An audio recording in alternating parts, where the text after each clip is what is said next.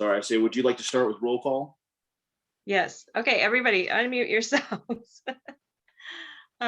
Jerry Alcorn, Present and accounted for. Johnny Coladonato, Present. Travis Armstrong is absent. Dieter Crawford, I'm here. Jody Diaz. I see her here. Michael Finland, Present. Ellen Goodman, I'm here. Meyer, Present, thank you. on Maraglia. Moralia here. I know I messed it up.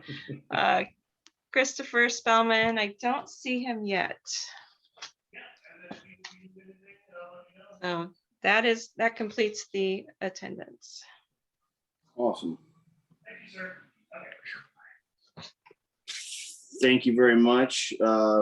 Report of the posting of the agenda. The agenda was posted on or before, I don't know the date. It was posted as required. Here comes Christopher Spellman.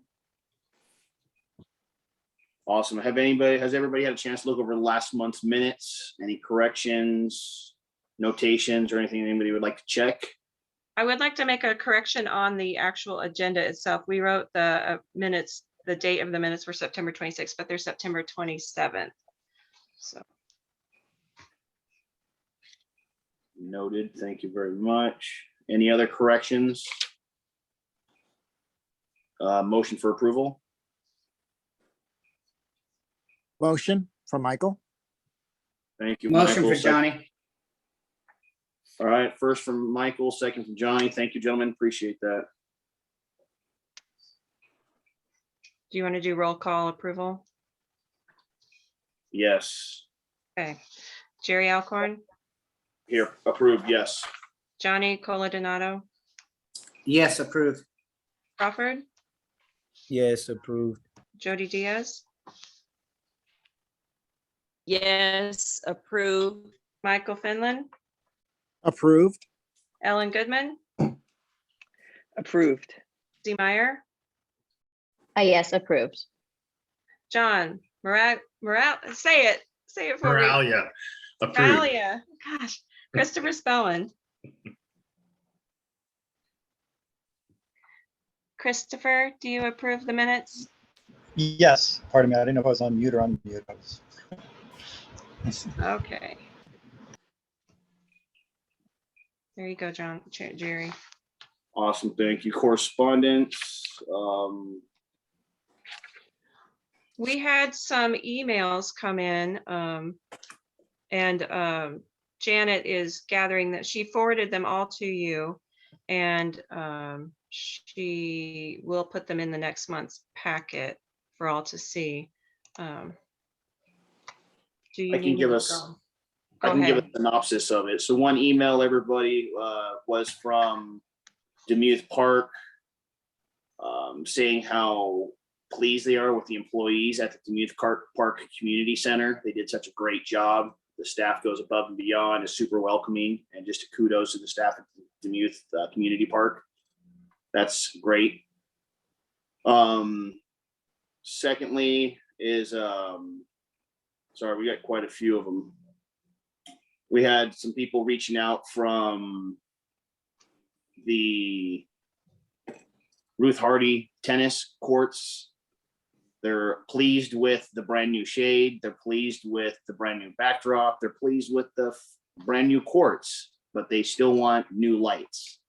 And they're hoping to get on to Measure J for that. And that's what they would like, our wish from them towards us, for us to put Measure J for lighting at Ruth Hardy. And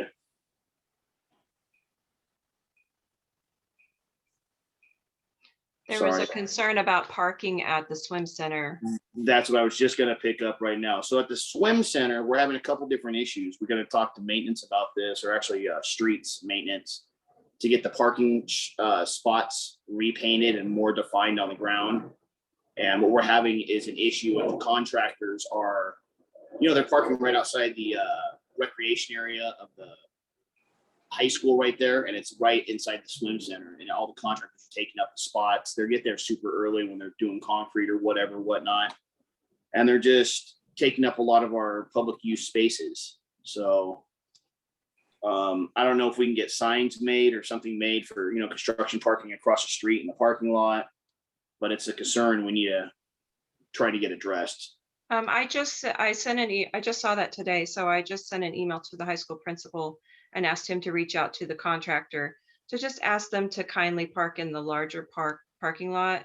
It's not, it's open parking. Anybody can park there, but just as a courtesy, if they wouldn't mind parking in the larger parking lot, that would help us out. So I did put in a request for that. Thank you very much. I appreciate that. Thank you. Thank you. So hopefully that'll take care of that issue as well. So those are the three main things: the parking, the construction, the Demuth Park was kudos, and the Ruth Hardy, they still would like to get better lighting above the tennis courts. And I'll reach out to them, maybe send them an email. We're aware of the lighting. It's in our master plan to get it taken care of. It's a slow process. We got a lot taken care of already. It's on the radar, just don't know what page it's on. So we'll get that taken care of as well. All right, any other correspondence from outside? No phone calls or everybody on here is part of an agenda, so no guests today that I can see. No public comment. Nice. All right. I know you said you're willing to wait up. We got a couple different staff here right now. Let's do the staff updates. Let's get this done, and then we can move on to, we'll make the Arts Commission first on our agenda, everybody, just to let you guys know. But can we have a staff update, please? So city manager, would you like to say anything? Sure. Well, first of all, thanks. Nice to see all of you. And let me take the opportunity first to say thank you for your continued work. It's especially important for me as a father of two kids who participate in a lot of Parks and Rec activities. Also, thanks to Jeannie for stepping in and kind of doing two jobs at the same time, which is super helpful. We are in the process of recruiting a director for the department, and we'll outline some sort of a hiring process soon and make sure to have some way for the commission to participate in that. Also, I just want to make sure you all know that it's been brought to my attention first a little bit from Cynthia before she left. More recently, I heard from Council Member Coors, and then had a good conversation last week with Chair Alcorn, just relaying some of the feelings of frustration and some of what you guys have identified as what makes some of our processes clunky, and a few things where things have gotten a little sideways. So I just want to make sure that the group knows that I've heard that and that I certainly do want to work to implement some improvements.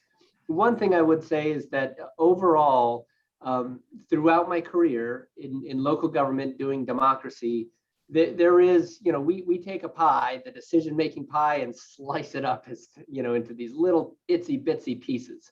Nothing is done in quite as a participatory and iterative fashion as what we do in local government. A lot of people do say it's slow. It's really by design that it's super slow and sometimes frustrating. We have roles for residents directly to lobby or to be part of stakeholder groups. We have some that elect to volunteer their time as commissioners because they want to make the community better and have an affinity for something specific like Parks and Recreation or arts or sustainability. And then of course we have staff members at all levels, and then we have council. And for any one thing we do, no matter how large or small, it could be touched by all of those folks more than once. What inevitably happens to some extent or other along the way is, either someone feels like somebody else has kind of done some of the work that they should be a part of, and literally everyone in the process feels that way sometimes, right? Council members sometimes feel like staff does the job of a council member. Sometimes staff feels like council makes a decision without considering staff input. A commission member might think council overstepped in, naming a dog park or something like that. A council member may feel like a commission acted and did too much without council input. All of that is somewhat normal. It's at least commonplace and all comes from a good place, which is that all of these people that are part of this equation want to make their community better. They love what they're doing. They have passion, they have ownership, but all those disparate players coming face to face with each other at different points in time, at different points of progress with a project, et cetera, invariably create a little bit of tension, confusion, miscommunication, and those kinds of things. So the first message, at least for me, is some of that really is normal and comes from a good place. That said, we certainly have room for improvement. And I think in particular, we've got two things that we need to do better at, and it starts with me and council, but everybody plays a role.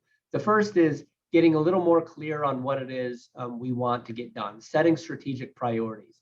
What's unique about commissions, just like unique about departments, and Jeannie can attest to this, is you tend to have depth of insight, right? You're all things library or all things parks and recreation. It's not to say you're not interested in other things, but just by participating here, you're asked to be more expert, more involved, more engaged in one topic and not others.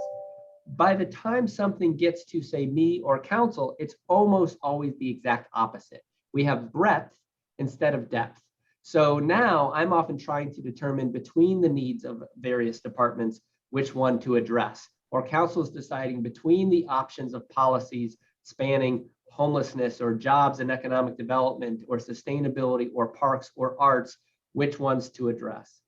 And that's just inherently kind of difficult, right? There's a little bit of misalignment there between those who really have an affinity for one thing and those that serve in a very general way. And we see that kind of rear its head. The other is that our processes are really somewhat ill-defined, right? So I don't think we've onboarded any commission members. I don't think we've clearly defined the role of staff in being a liaison with a commission member. I know for sure in participating in these meetings that all the staff members have a different kind of style and role. And frankly, the commissions are enabled in different ways. The rules outlining processes for the Human Rights Commission are very different from Parks and Rec, you know, and that makes it difficult. On top of that, we've kind of had a moving target with sometimes we've had council member liaisons, sometimes we haven't, and that process hasn't been real clear. So part of what I'd like to do in my first year here, I'm 6 months in, right around the corner, we're going to start a strategic process with council and try to improve both of those things. The first will be, what are our priorities? The second will be, how do we go about doing this work with all of these different participants playing a role and being happy and engaged with their role? Not to say that we won't occasionally be frustrated or step on each other's toes, but the frustrations will be minimal and the good times and the passion and the sense of accomplishment and purpose will be more pronounced and significant. So that's really what we're trying to do. I do acknowledge that sometimes, boy, in the midst of trying to do everything, to say nothing of the transition we have here locally where, you know, Jeannie with, you know, library services is helping out Parks and Rec. I'm short a police chief, an assistant city manager, a deputy city manager, and an IT director. We have 68 vacancies overall in the organization, which is an all-time high. You know, Stacy's on the call. She's running 10 different directions trying to keep up and generally reminded at least once or twice a day on whatever the team didn't get to. It is a little overwhelming at times. And right now it's just kind of the perfect storm of all of those things. So I'm not here to make excuses, but I am here to say I acknowledge where we've created some of that tension and that we aim to do better. So by having this strategic session with council, I really think we'll get a long way. And then we're going to create an annual process that's predictable.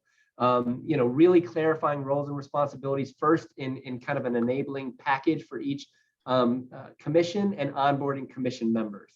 Having some sort of annual way for a commission to create a work plan, send it to council, get council's notes on what they see as priorities, maybe what to do first, second, or third, or maybe certain conditions like, yes, we'd like you to pursue this policy, but please work with this other commission or whatever. And then hand that work plan back so that you feel like you've got some you know, direction. And then also an annual process to do the check-ins and the other things to keep things connected. COVID for, you know, going on 2 years certainly didn't help. But again, it's not about excuses. It is about looking forward and figuring out how to improve. So I just want to really wrap up by saying I hear you, and I've seen firsthand some of the frustration. We will aim to do better when we catch things, even if it's a little last minute. We did catch an Arts Commission recommended project that hadn't come to Parks and Rec and asked, even though it made their process slower and clunkier, please come to Parks and Rec and let's make sure to engage. So thank you for your patience as we iron out those kinks. Yeah, I'm confident it will get better. And again, more than anything, thank you for your commitment to keep doing the job. In fact, in spite of some of those frustrations, it's really valuable. You help make Palm Springs a better place. I know my kids appreciate it when they go to the events and have a good time, or end up at kids camp and all the fun things they do. And I just think it's some of the most important work we do at the city. I don't have favorites per se, but I'll tell you, if we didn't have something like Parks and Recreation where we got to have fun, I don't know that I could do this for a career. It takes seeing some of the smiling faces and doing the fun stuff to help get through some of the hard times. So I'm happy to answer questions, or I can yield the floor because I know you guys have a lot of work to do. Thank you. Thank you, Justin. Any quick questions for Justin? I know I want to say personally, thank you very much. It was a great meeting we had with you, and I look forward to working with you in the future. Thank you, sir. Likewise, my pleasure. And if I've missed something, or if you want to reach out, please do. I'll put my information in the chat. You can send me an email. Happy to sit down with the chair or anybody else and work on ways to make this better. So thank you. Thank you, Justin. I'd like Jody, to say one thing real quick. Yeah, Justin, thank you. I personally had a little issue and I was able to send a quick email out, and Justin took a couple days and he sat on it, I think, and thought about it and then responded. And I do appreciate you getting back to me and helping us, because I've been out here a long time. Parks and Rec is something that I really enjoy. And the fact that you reached out, we got some conclusion, something out of that. That's a step moving forward, and that's all we got to do right now, because you're right. There's a little turbulent, there's a lot of different stuff going on, it's different times. So that's cool. We got to hang in there and just get things done when we can. We got a great community here. Absolutely. And I appreciate your patience. Thank you. Absolutely. Ms. Diaz. Hi, Justin. I appreciate you coming. I mixed emotions, of course, and I've expressed my frustrations to our chair. One question I have for you, if you could just clarify for me, is there a city council member or person that is a liaison? Is that a yes or a no on that? Because we were told, again, past practice, there was supposed to be somebody that was a liaison that would show up to these meetings, whether they could attend the whole thing or not. But just like you just did, give us a brief synopsis and then give us an opportunity to ask direct questions or to try to get direct answers. So that's one question. And then my second question, I understand you guys are short-staffed. However, we have been sitting on projects way before quarantine started that we haven't seen move forward. And so I appreciate that we're short-staffed. However, we have residents that have been depending on us on these projects that we started before this took place. And I really would love to be able to give people answers instead of just keep saying to them, oh, geez, I don't really know. I'm not really sure, because that makes us look incompetent and uninformed, and that's not how it's supposed to go. And I'll stop right there, but I appreciate it. Thank you. Yeah, so first question, no, there really aren't designated liaisons. I think there's the remnant of that relationship, which is why some council members, like Councilmember Coors, will show up. But frankly, each council member is also in a very different position in their lives. The council job is really not meant to be full-time. We have some council members that are full-time parents. We have some that work full-time or that have other full-time obligations, and then also try to do this. And in addition to the council meetings that happen, it's all of these other stakeholder groups and commissions, and sometimes town hall events And really, they work a lot, probably harder and more than any of the councils that I have worked for. So it's difficult to do. I think we're going to have to find some ways to close that gap other than asking more of the council members. I think staff's going to have to play a role. I think we can come up with some things is the bottom line. And I'm sorry, Commissioner Diaz, can you remind me your second question? Oh, about why it's taking so long and getting things done. So I started organizing this. I don't know if you can see it. I can't see my picture. This is just a list of agenda items. You don't need to know. This is the back page and this is the back page. So what the front has is 2 or 3 meetings. And then the back page has a bunch of unprogrammed items. The dog naming policy is on here, among other things. I'll be honest, in 6 months, almost nothing has moved from the back page to the front. Part of the problem is the system we have in place was really not designed.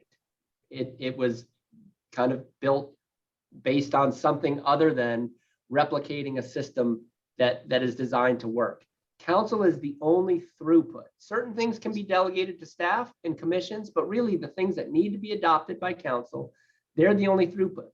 They meet consistently from 3:30 to at earliest 10:30 at night, but more often closer to midnight twice a month. And yet nothing from that back page has moved to the front. And some of the things that we've been talking about, remodeling a library, Jeannie, I won't even ask you. We have been trying to do more than we can do for a very long time. And what happens is we manage mostly by crisis, and the loudest or first voice in the room gets our attention, and some of the stuff we've committed to do just never gets done. So this list that's on this back page has a bunch of things that were started years ago, but have never been resolved because we've already moved on to kind of the next crisis moment. So part of what we need to do in clarifying our strategic priorities is be honest about what we can get done. Council has about 10 hours of business a month that they can handle. And that's what they're doing by staying until close to midnight, both meetings. But we've got, a number of commissions. We've got a number of departments. We've got a number of business stakeholder groups. We've got a number of other groups and advocates like 1PS, all exerting their demands on council, which really makes sense. The system's designed for that. But if you don't have a way to filter and prioritize, what you end up with, if this were an image, is a funnel. And the council is the little tip of the funnel where only a little bit gets through. But adding into the funnel is all of this, the staff, the commissions, the priorities, sometimes the individual priorities from council members. And it's been overflowing for years and years and years and years. And we've just never been really honest with ourselves about what we can get done because we want to be responsive to everybody equally.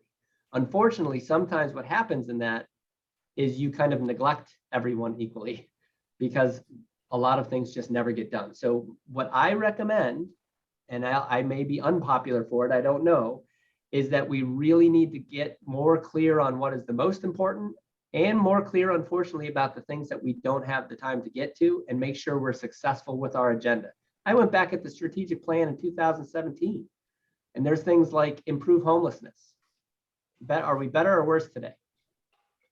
4 years later, we've done some things, but we haven't kept pace because we've been divided among 100 things. And I'm not trying to make excuses. That really just is our reality right now. We can get a little better at delegating certain things if we can improve our communication system so that council can have a check-in, they can feel comfortable with going on and delegate it back to staff or delegate it to a commission.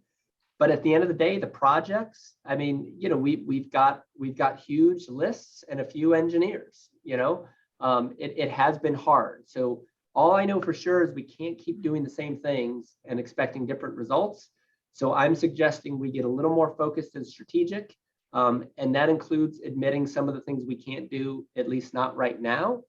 And we'll be more successful with the things we do, but that doesn't mean we'll meet everybody's expectation. And you guys, I think, get it. I don't mean to keep going on, but you hear, tennis courts, more from the pool, more from the skate park, more from the dog park. I really think we do need to remodel our rec centers. I mean, for crying out loud, they're old. And we couldn't possibly do all of that at once. I mean, even those few things I mentioned would take a couple of years And I think you all know that's just the tip of the iceberg or the beginning of the list for Parks and Rec. So again, not trying to make excuses, but I don't think we can do all that at once. I really don't. Thank you, Justin, for being honest. We appreciate that. And I appreciate your guidance. And I know your vision where you're trying to go, and I really do like it. Thank you. I think Chris had a question too. He just sent. Let me see very quick. Yeah, can I answer that? The question is, I'm not in government, but the question is, why can't we be more autonomous? Report to council, but approve our own agendas. You can. What tends to happen in a structure like that, though, is if it's uncoordinated, it looks uncoordinated. Component pieces don't work together. You might have a facility with no program or a program with no facility, or you might have friction between functions like we have sometimes with arts in parks, or whatever it is. So generally speaking, what makes government so different than everything else is if you're in a private company, it's all hierarchy. And somebody says, this is what your division does. And somebody up top figures out how that component piece works with another component piece. So research and development and marketing and sales and all those things work together. That's really kind of what a council tries to do, but with a great deal more empowerment and participation than those other systems. To the extent that sometimes when a commission member disagrees with something that council does, they can be open about it. Whereas quite frankly, in a business, you wouldn't do that, or you probably wouldn't be invited to stay in that business. So we're just less hierarchical, but we still need to be coordinated, right? So I do think council can delegate certain things, but delegating something that fits with another component piece to make a coherent whole when you're done makes sense.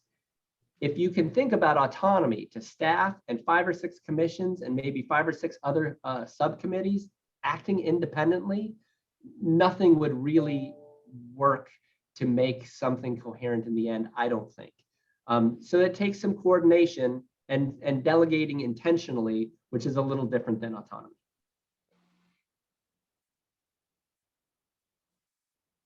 All right. Now on here, Ellen just asked a question too. I don't know if you see that as well, Justin. Sorry to hammer you too. No, I'm happy to just, I think you all see the question, but for those that don't have the chat open, there are multi-year projects, so we know there are projects that don't take years that could get done. They might only take months. Is there room for those projects? Yes, there is. And without talking specifics, it's kind of, it's hard for me to put that in context, but the answer is yes. And when your communication systems are working well, and when roles and responsibilities are really clear, it gets easier to do that. Frankly, when we have a system like the one that I think we have, where some of those roles and responsibilities are conflated and where it's been a little bit crisis management, you plug in some of those small projects and the question still becomes which ones, right? And who's actually getting it done. As Stacy's on here, her team is underwater. Some of that is circumstantial. And I know that nobody wants to hear we're short of staff, but the bottom line is when I say, Stacy, I'd really like to honor the community and paint a couple rainbow flag crosswalks in advance of Pride, she's got to take 2 people that have a job to do and take them off that job for 2 days. And that's for one really small thing, not even a multi-year thing, like a 1-day thing. And with the number of people she has out, she feels that the rest of the week.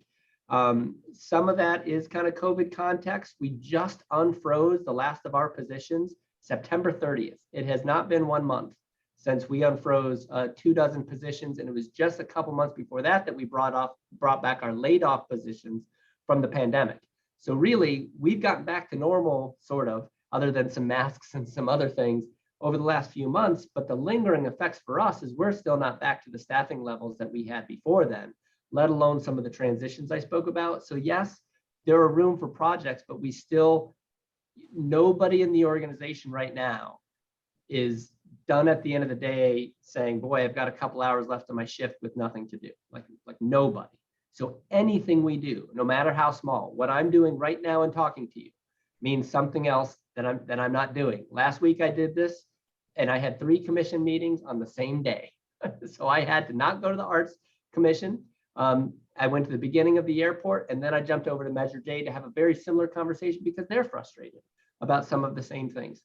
So I don't mean to keep kind of being equivocal, but really right now, we are doing what we can do. So if there are one or two of those that really seem like the kind of top of the list of small things, let's talk about them. I would like to have some wins for sure.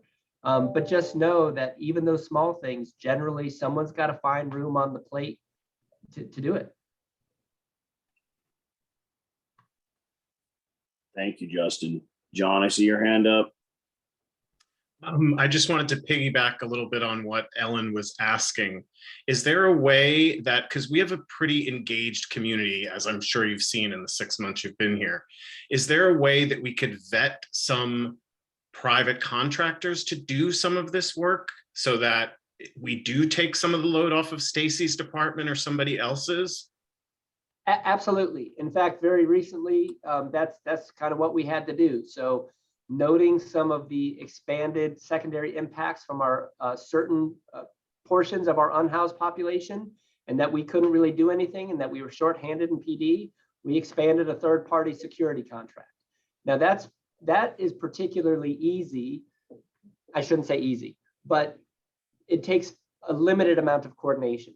Whereas we generally always hire a third party to complete our construction projects, but we still have to be prepared to shepherd that project through public input, communicating with the community, how things are happening, when they're happening, overseeing the engineer and the construction team, inspecting work, and that kind of making sure they're consistent with our procurement policies and state laws, and sometimes grant requirements if there's grant money involved, et cetera, et cetera. So there's kind of that spectrum. Some of them are easier to do through a third party than others, but especially when it comes to some maintenance, sometimes there's some things that Stacy and her team know that I don't or nobody else does that make projects more difficult than they seem, right? So some light bulbs are out, but we can't get the bulbs, or there's electric work that needs to be done, et cetera. But again, if you have some of those ideas, let's definitely put it on the table and see what we can do. Because when it just comes to things we already know we want and the time is just languishing, especially maintenance type stuff, absolutely. If we can hire somebody to do it, I'm happy to do that. Thank you, sir. Yeah. All right, I'd like to move on so we can keep this meeting moving on. Justin, thank you very much. Does anybody have any burning desires for Justin? Any last? All right. Once again, Justin, thank you. I'm not trying to cut you off, but thank you very much. No, thank you guys for the work. I know it can be frustrating. Let's keep it going and we'll make it better. Sounds great. I look forward to working with you over the next couple of years. Thank you, sir. Likewise. All right. Any other, Stacy, you're here too. Can you give us a staff update? Basically, the big ones coming up for us, obviously, we have overseeding schedule, which has already started. The scalping and overseeding is going to be hitting all of our parks, all of our facilities, parkways, medians, assessment districts. It's been posted on the website. We did have to make a quick adjustment at the last minute on one of the softball fields, but I think we worked that one out. So again, I appreciate your patience with it. I know, especially for the folks that have dogs, it's hard. It's a hard 6-8 weeks. And Dawn did share with me a little bit of follow-up on the Demuth Dog Park. The temporary one that we now have permanently for the overseeding. So one of the things I wanted to share with you, I already have asked the guys, I had them come in on overtime over the weekend. We were doing some banners and windscreens and Demuth, and we're gonna meet up with Conserve. We're gonna have a full day of turning over the soil, pulling out the rocks and trying to take care of some of those items. I know there was a request for mulch, and we looked at this again, talked to a handful of the different dog park maintenance teams throughout the valley here. And then again, with some folks from the dog community who are pretty adamant that's really not a good idea for us to do just because of the potential for bacteria growth. or other harmful contaminants for the dogs. So what I'm actually have asked the staff to do instead is we're going to get a couple of tons of sand to put in the edge areas. Then that'll provide two things for us. One, it'll slow down some of the volunteer growth from the trees and the shrubs that kind of blow over and some of the seeds that come across from the golf course. And two, it'll hopefully have a little bit of a digging area for the dogs, or areas that are more attractive to them on the edges rather than all dirt all the time.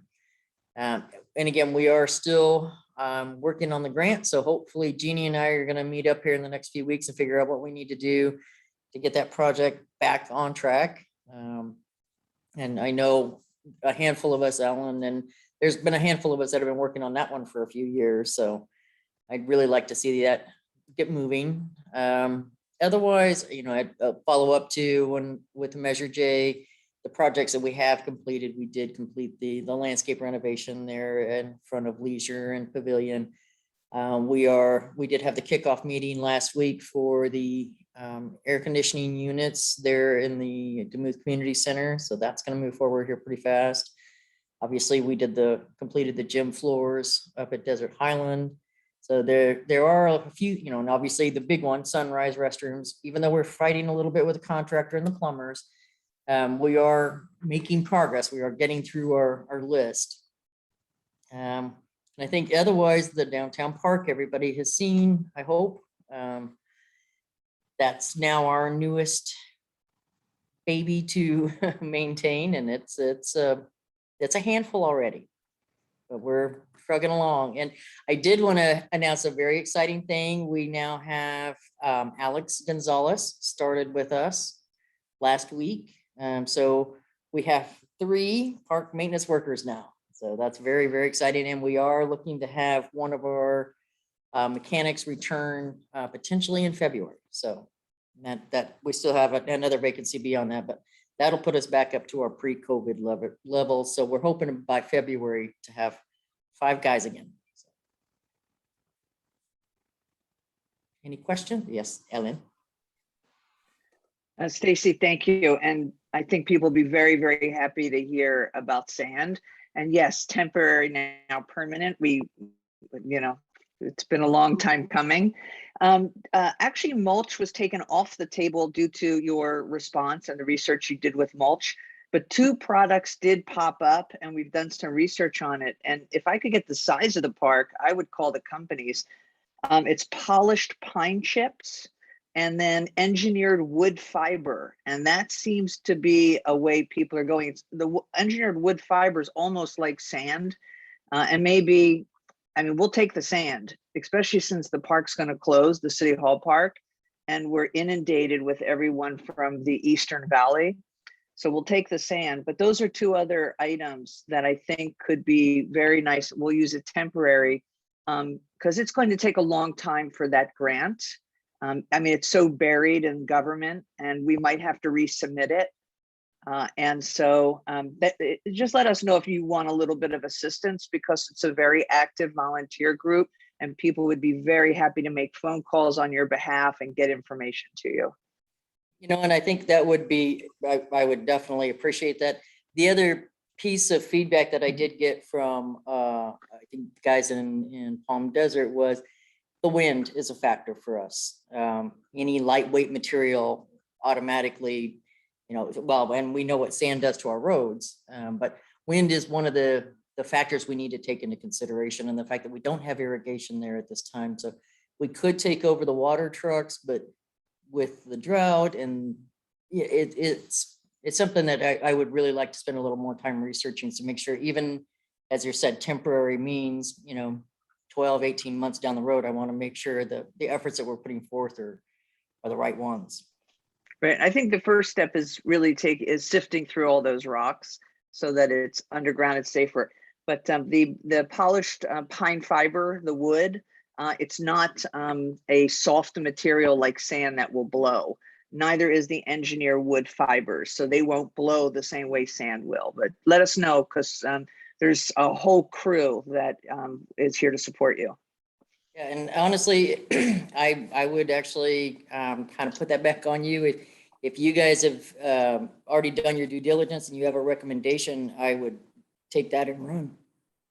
All we need is the actual size of the park because it's all based on size. So, you know, we know it's quite open. And then there's quite a bit of shade on that one side just naturally from trees. And now that the sun's in the southern hemisphere.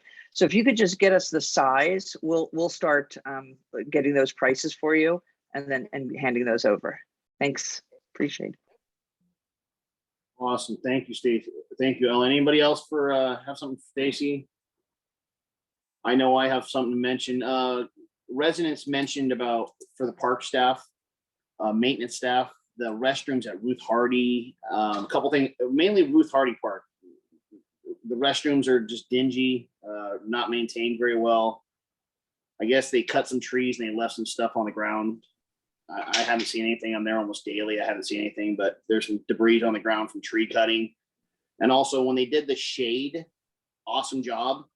But they complained they moved a park bench right next to the bathrooms, within 10 feet of the bathrooms. They'd like to get that bench moved back out so they're not sitting next to the bathroom to use it.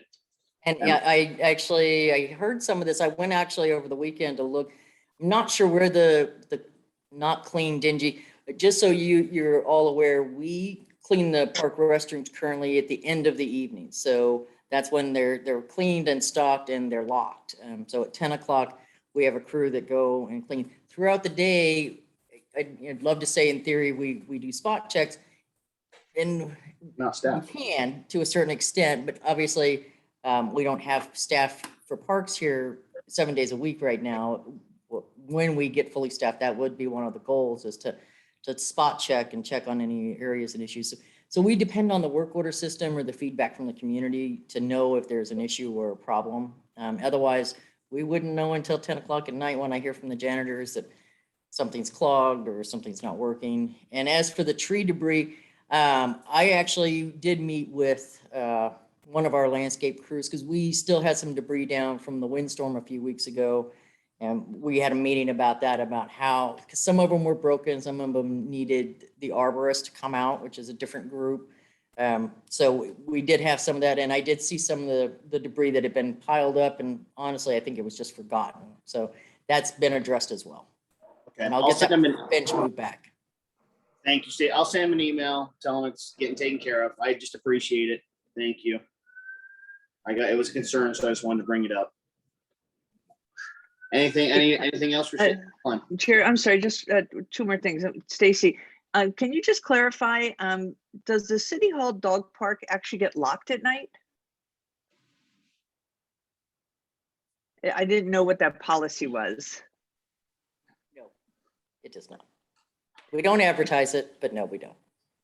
We don't lock. Oh. The only thing that is secured in our parks are the restrooms. Okay, so it never has been and it never will be.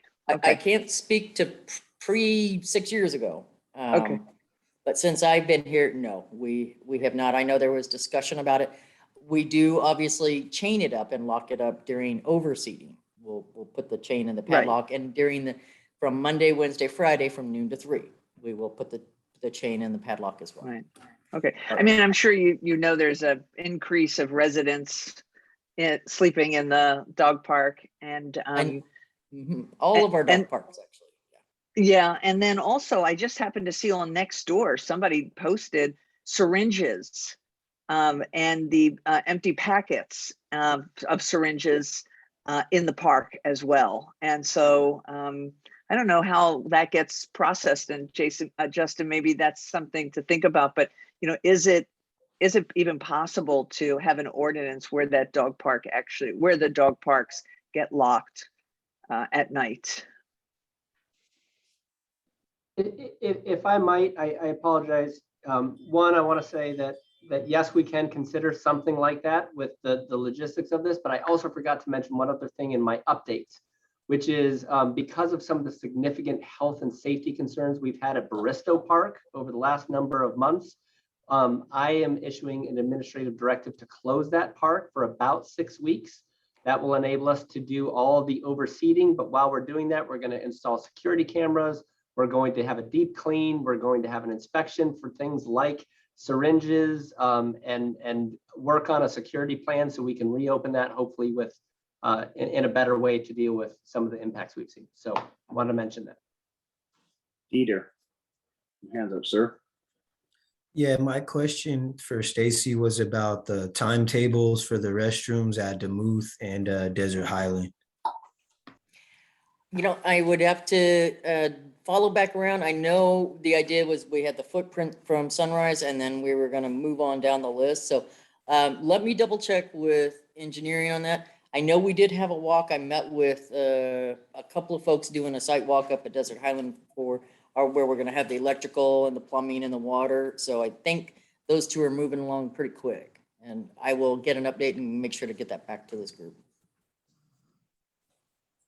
Thanks, Steve. And Ellen, I just wanted to point out, in theory, yes, because the Demuth Park, dog park, we could absolutely close. That is, our parks are, per the city ordinance, are closed from 10 PM to 6 AM. So we could lock that one up. City Hall, I don't know, to be honest. I would have to double check on that. I don't know if that's technically a park or if that's actually considered to be part of the City Hall site, the historic site, the City Hall. So I'll follow back around on that. I'm not adverse to doing it. I know there are a lot of people that visit at night. I'm well aware of that. I see them, I hear from them. They like to call me on my cell very late at night and tell me what's going on over there. But for the most part, we can absolutely move forward with that on Demuth.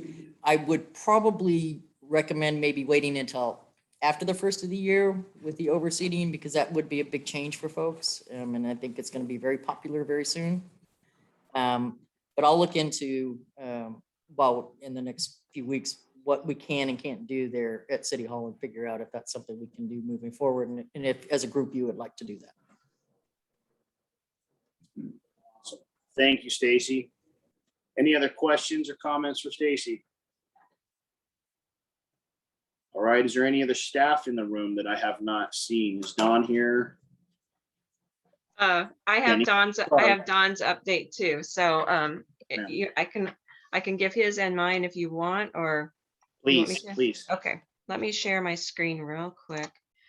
It'll just be easier. We don't need any sound. This one. Okay, one moment. So like Stacy said, the reseeding is happening.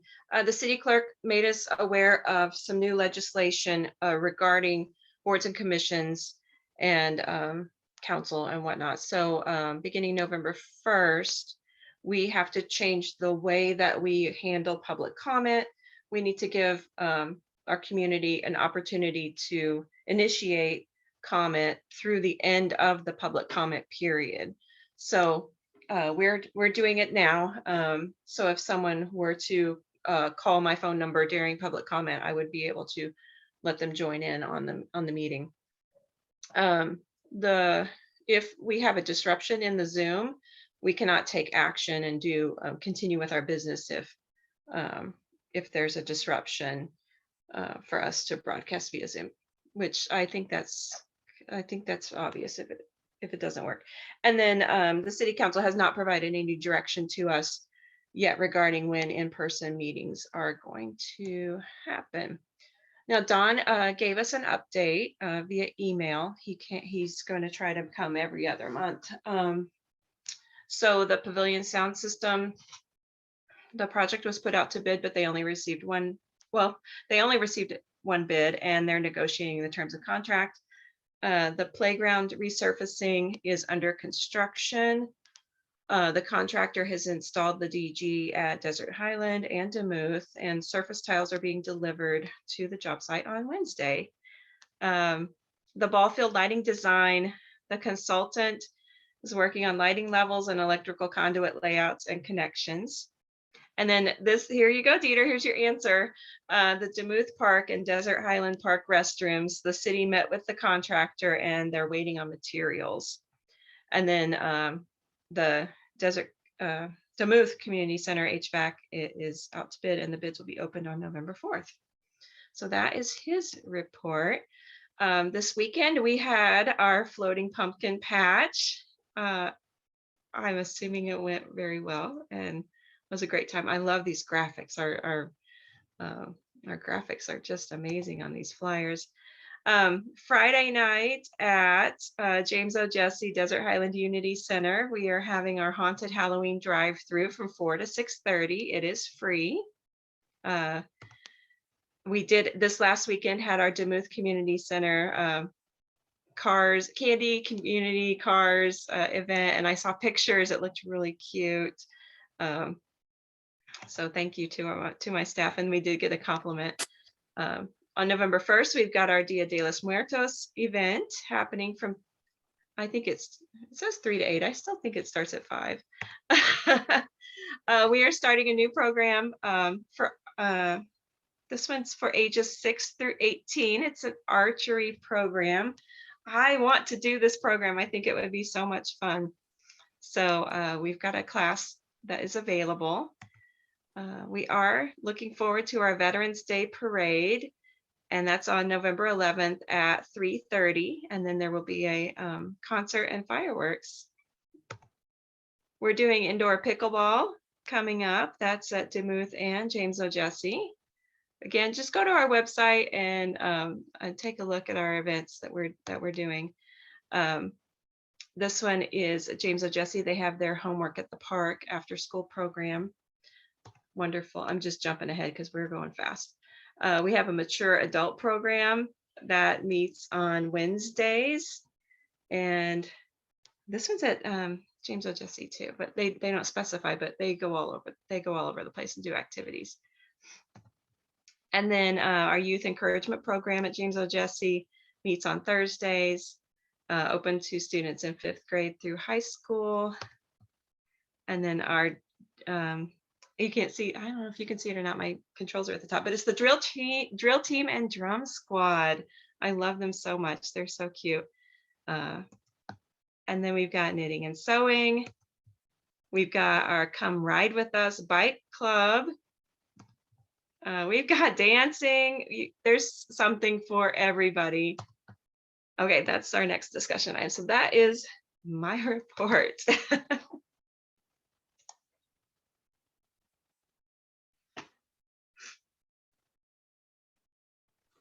Awesome report. And just to give an update as far as I'm one of the archery instructors that's facilitating it as well. We're going to be doing adult classes. We're seeing how the first kids start out. So far, we're getting overwhelming response. So it looks like this is going to be a very productive and growing program here for our community. I'm a level 3 certified instructor. I think Janice is a level 2 certified instructor. So we're going to be going through and bringing it into the city. And then if you just go to the city's website, Ellen asked where can we sign up, but you can either just call the recreation department or go to the city website and navigate through, and there should be information there, or on our social media to find the information. Any other staff updates? I do have one more. Yes, ma'am. Jeannie, I think it was on your screen. Do you have that picture of the sign that I sent you? No. Or can I share my screen? Yes, hold on, I'll make you. One moment. I don't want to put you in the waiting room. How do I do that? Janet, can you make Stacy a co-host? You might have to un-co-host me.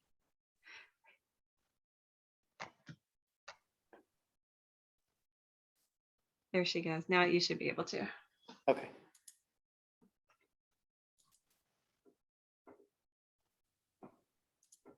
I just wanted to let everyone know that these will be going up this week.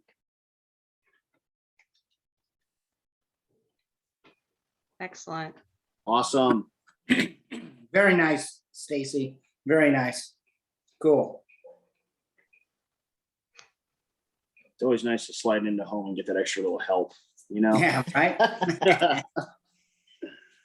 Awesome. Thank you, Stacy. Is there any other questions or comments for staff? Oh, I just got to say one thing real quick. I went to that Candy Cars event at Duluth Community Center. What a blast. Took my son over there and we walked around, saw some cool cars. They had a hearse out there and they had it next to the police people, and just a great time. That was very cool.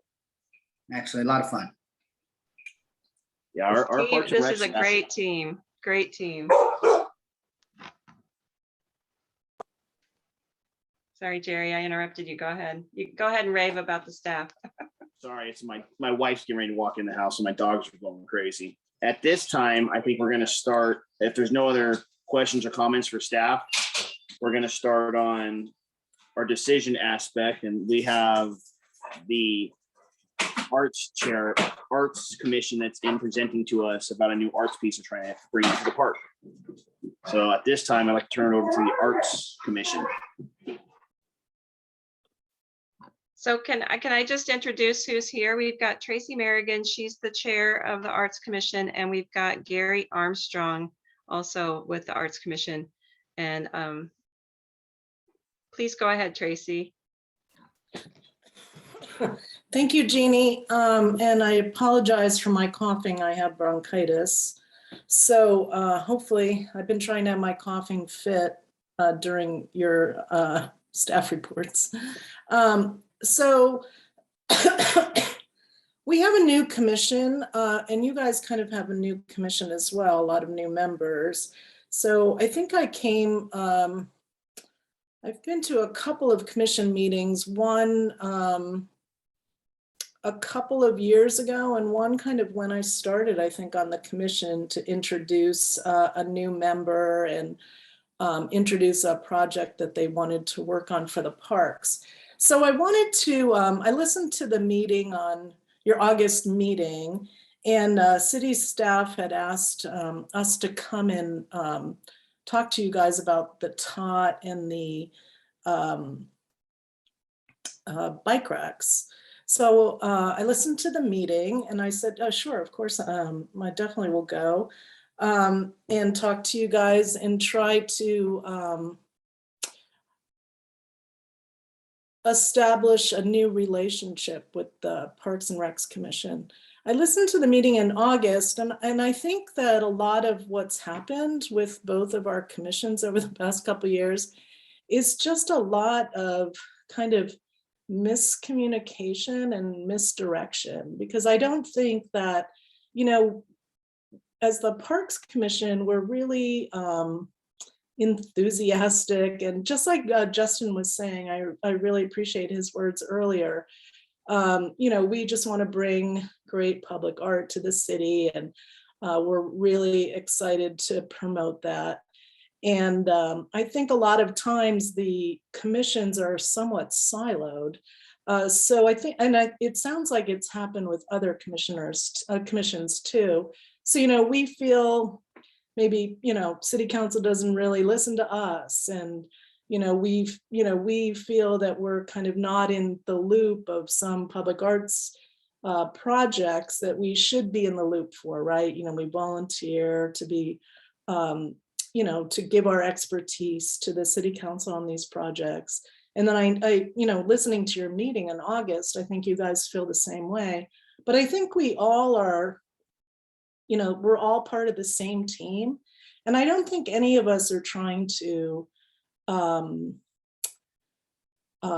put our, you know, put over on Parks and Recs, or there's no, you know, feelings like that whatsoever. So I just want to assure you guys that, you know, we come at this, and I will say this as the new chair of the new commission, with an open heart and an open feeling of cooperation. And, you know, the way that I work in my business life and my, I have a big volunteer life, is that, you know, I like to work cooperatively with people, and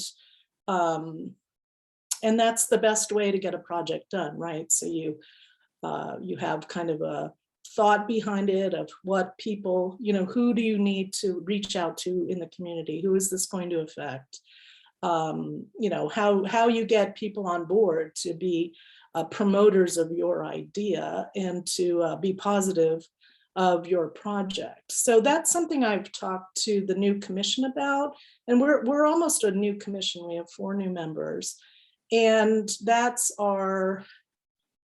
will be our driving force. And I think they all feel that same way, is that we want to be a collaborative partner in the city. You know, we also feel I think all the commissions are feeling the same way that you guys are. So we're just going to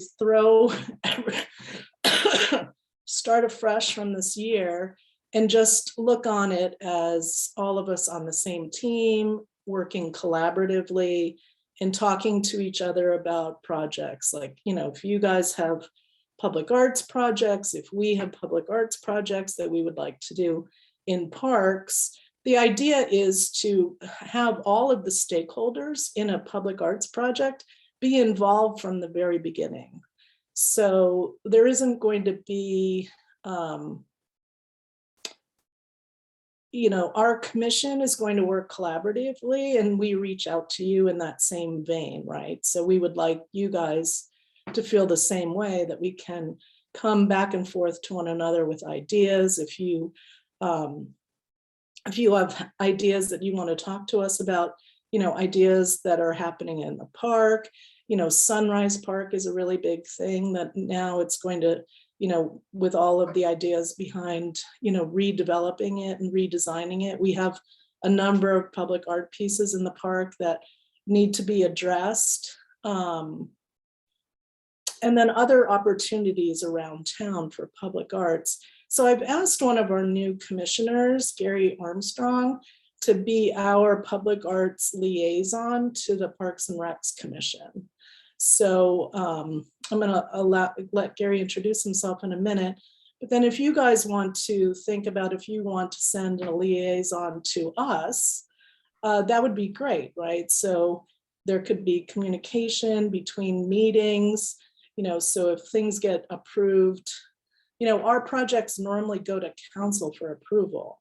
So if they, you know, start going in that vein and we want to talk to you guys about projects, so we're you know, we have that communication line going. So that's what we're, you know, that's an idea that we're offering on that.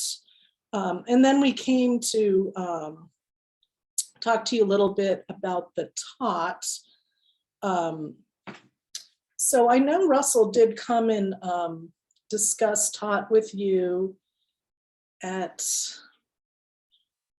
I don't know, was it the June meeting? I think that's the presentation Jeannie has, but I have a newer version of the tot. We just had the grayscale one at that time. So I don't know, Jeannie, if you want to.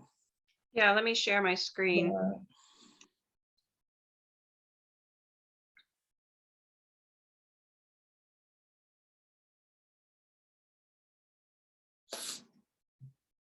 Oh, so that's the That was the original grayscale one, right? And where the spider is. And then let me click on. There you go. So this is the final coloring, and the tot is about 52 inches high. So he's a little swimmer. I don't know if you all know, because I think a lot of you are new now, but in 2019, one of my projects for the Arts Commission, Ellen knows because she was at the opening for it, was a show for the 30th anniversary. We kind of talked about public art all year and then we did a juried art show. We had people submit public art design from all over the country. And we called it the 30 by 30 show. So we were trying to have 30 artists celebrate public art for our 30 years. So we chose 30 pieces to show. And this artist is from San Diego. And he was one of our commissioner's choices. So we really loved his work. It's quirky and childlike and just a fun for the levity of Palm Springs. So this is his piece, and it's called Taught. So then Russell Pritchard is the commissioner who kind of took on, it's been our goal to try to realize a number of the pieces from that show. So we've realized 2 of the murals. They're over at the Palm Springs Cultural Center. And then Tot would be our 3rd piece from that show. And Russell Pritchard is the one shepherding the project. So he, his ideal location was at the swim center to be a fun greeter for children going in for their swim lessons, and just have this be, a happy and buoyant piece of art. So that was the idea behind the location. And the spider, the funny thing is, and this is why we need to communicate more. The spider, we kind of think of it as a piece of public art, and you guys think of it more as a bike rack. So there was nothing untoward thinking about moving the bike rack. I think it's just not, reaching out to stakeholders, basically, is the issue. So when I listened to your meeting, you were mentioning a lot that you needed more bike racks. So I proposed to the commission that if you guys are in such need of bike racks, maybe we could recommission a few of our artist bike racks that we did a number of years ago with the Sustainability Commission. And that might be a way that we can enhance the space over at the swim center, rec center, and then add more public art as well. So the city commissioned, we had a call for artists, and it was prior to my being on the commission. They selected 5 artists, and we had their bike racks manufactured, and they're displayed like in downtown. It's in certain places, but we only did 5 of them, and I think it would be great if we did more than 5. So and maybe so they were in different parts of town as well. So that's something we didn't end up voting on it last week because we were going to come here and talk to you guys. So that's an idea that I was throwing around as a way of enhancing, people being able to park their bikes over there, and enhancing public arts, and putting back into production some really cool bike racks that are functional as well. So that is an idea.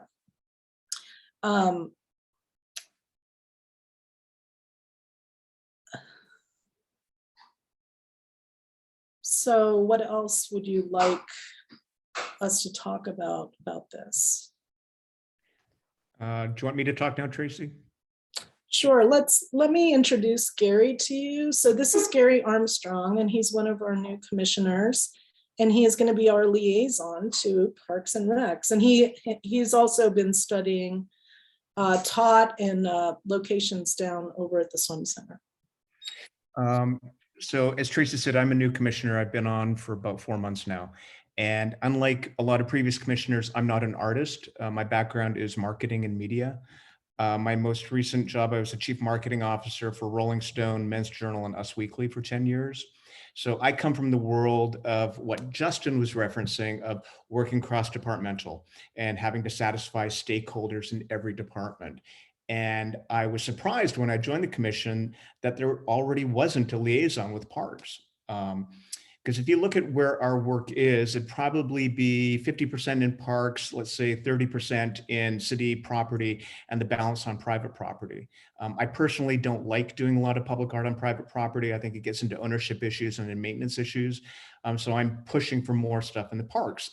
I had this idea of something I want to talk about later, which is doing something really interesting in a social activism way, in a proactive way rather than reactive way. The Parks Commission is similar to the Arts Commission in that we are one of the few commissions in Palm Springs that we not only approve things that other people are doing, but we create things as well. So we have to be reactive and proactive at the same time. And I think the reactive part is where we get into a little trouble because we assume everybody else knows what we're approving. So something like the AIDS memorial piece for the downtown park, it just came to us and we approved it. We did not know it was a problem because we assumed by it coming in front of us, it was already okay. And that's something that we need to deal with internally, which is why Tracy said, it's a communication issue. I'd gone to Tracy with an idea I want to do for social activism in a proactive way. And I suggested doing something with Frances Stevens. And I wrote something to her and I said, hey, I want to do something here, but this is a park. How do I engage with the Parks Commission on this before we even go down the road of creating all these ideas and getting things priced out? And she said, perfect opportunity. We need to have greater communication with the Parks Commission. So that's our goal, is to find ways to not only just take a germ that we have, a germ of an idea, and then meet with somebody on your team saying, how can we make this even better? One thing Justin said that rang true for me is City Hall staff is completely overworked. And the more we can make projects approved in a seamless manner, the easier it's going to be for them to approve things. The bigger the projects are, meaning two of their most important commissions working together, of course, it's going to be something that they would want to approve because it's going to make everybody happy and make the city look beautiful, right? So that, as I said, our goal is not to make anybody's life worse. Our goal is not to make things more complicated, is to start working together at the beginning. And so I'm here, I'm anxious and eager to get started. And as Tracy suggested, we hope that there will be somebody on your commission that will be my counterpart so we can interface together and do things back and forth, because I'm sure there are things that you think need to be done that we haven't even thought of in a lot of the parks. So that being said, the most recent thing we need to talk about is TOT. And what I would suggest is that somebody from your commission meet with me and we can go to the swim center, review locations and figure out how we can move forward on this rather than throwing ideas back and forth until things never get done. That's it. I also have some pictures of places. I know Tracy sent me. Did you want me to show those on the screen, or Gary? Well, yeah, I went down there and I just started taking pictures and I thought, this is kind of silly that, I'm making decisions when the park, the usage and the traffic patterns of people. So that's why I then said to Tracy today, let's just go there and do it in person. Why we want to simplify the process, not make it more complicated. Mm-hmm. So I just showed a few pictures. This is I would call this like the plaza in between the leisure center and the pavilion, looking down over the pool. This is where we see by the Circle Drive, we see a lot of traffic coming through here with all of the camp kids and all the activities happening at those two facilities. And then this is the by the skate park and the pool where TOT was proposed to go. Yeah. And wherever we put the new bike rack would need probably a 15-foot diameter, assuming bikes would be on either side. And Stacy, you had your hand raised earlier. I did. I wanted to just kind of follow up on something Tracy had said. We do still have a handful of the bicycle-shaped bike racks from sustainability from a few years ago. Those we have, I think, 4 or 5 of the hitches and a few of the actual bicycle-shaped units. The issue we had with that, they size-wise, as cool as they look, they're not necessarily the most functional to hook a bike up. So it's we're pretty limited in just 1 or 2 bikes can be secured to that. That was one of the issues when this first came up. I was trying to figure out where we could possibly install a few of those, but the footprint is going to take up would end up being not as conducive for the space that we were trying to target. one of the recommendations I was gonna put forth related to the possible relocation is actually looking at getting hopefully some funding from somebody to do a possible bike corral because of the magnitude of the bikes, and especially during some of the camps, the winter camp, there is an awful lot of need for, you know, people to be able to secure their bikes within that vicinity, whether it's there or the atrium, the breezeway, wherever that is. I think we need to probably expand that at this point, because right now we do have some issues with people securing their bikes to the gates and into the wrought iron fencing when we run out of room. So I just want to jump on that for 1 second, because I think you're right about the bikes. And one reason why we thought the atrium area is it's shaded. And it seems to me that if people are these kids are putting their bikes there in the summertime, they're just, directly in the sun, which makes it hard to get on them. I think So one- for can I ask the, one- we do need a bike rack by the swim center, because that's where the kids and adults ride their bikes to come and swim and skate. And so this area, right, that's on the screen isn't very close. I mean, they would find an alternative fence to hook it to if there wasn't a bike rack down there. I would just throw that in there. Sorry. I agree. I think, yeah, we probably could easily put them in both locations and still be short. So can I ask two questions? So, yeah, so the Spider is actually one of those bike racks that we did the program for. So that's like a public arts bike rack that Heath great. Satchow designed. So, so yeah, I know the bike shaped sustainability ones I've never seen. They don't seem to really hold bikes, really.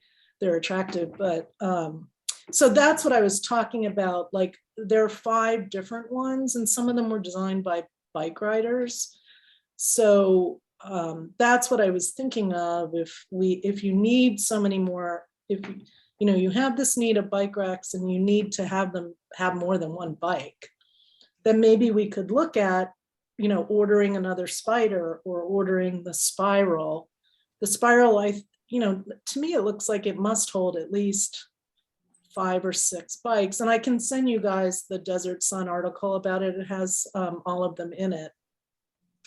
So that might be an idea, right? That I talked to Jeannie on the phone about it today. Like it's kind of like a art bike area with the statue too. Like we make it a whole art area. I mean, there is tons of space there, right? If it's just used well, in front of that whole, in front of the leisure center, swim center, before the parking lot, there is like a lot of space. So that's an idea that we wanted to throw out as an idea, because Stacy, when were you here when they did those art bike racks? Do you remember? I wasn't a city employee. I was a commissioner on the Sustainability Commission at the time. Oh, with the Spiral and the razor.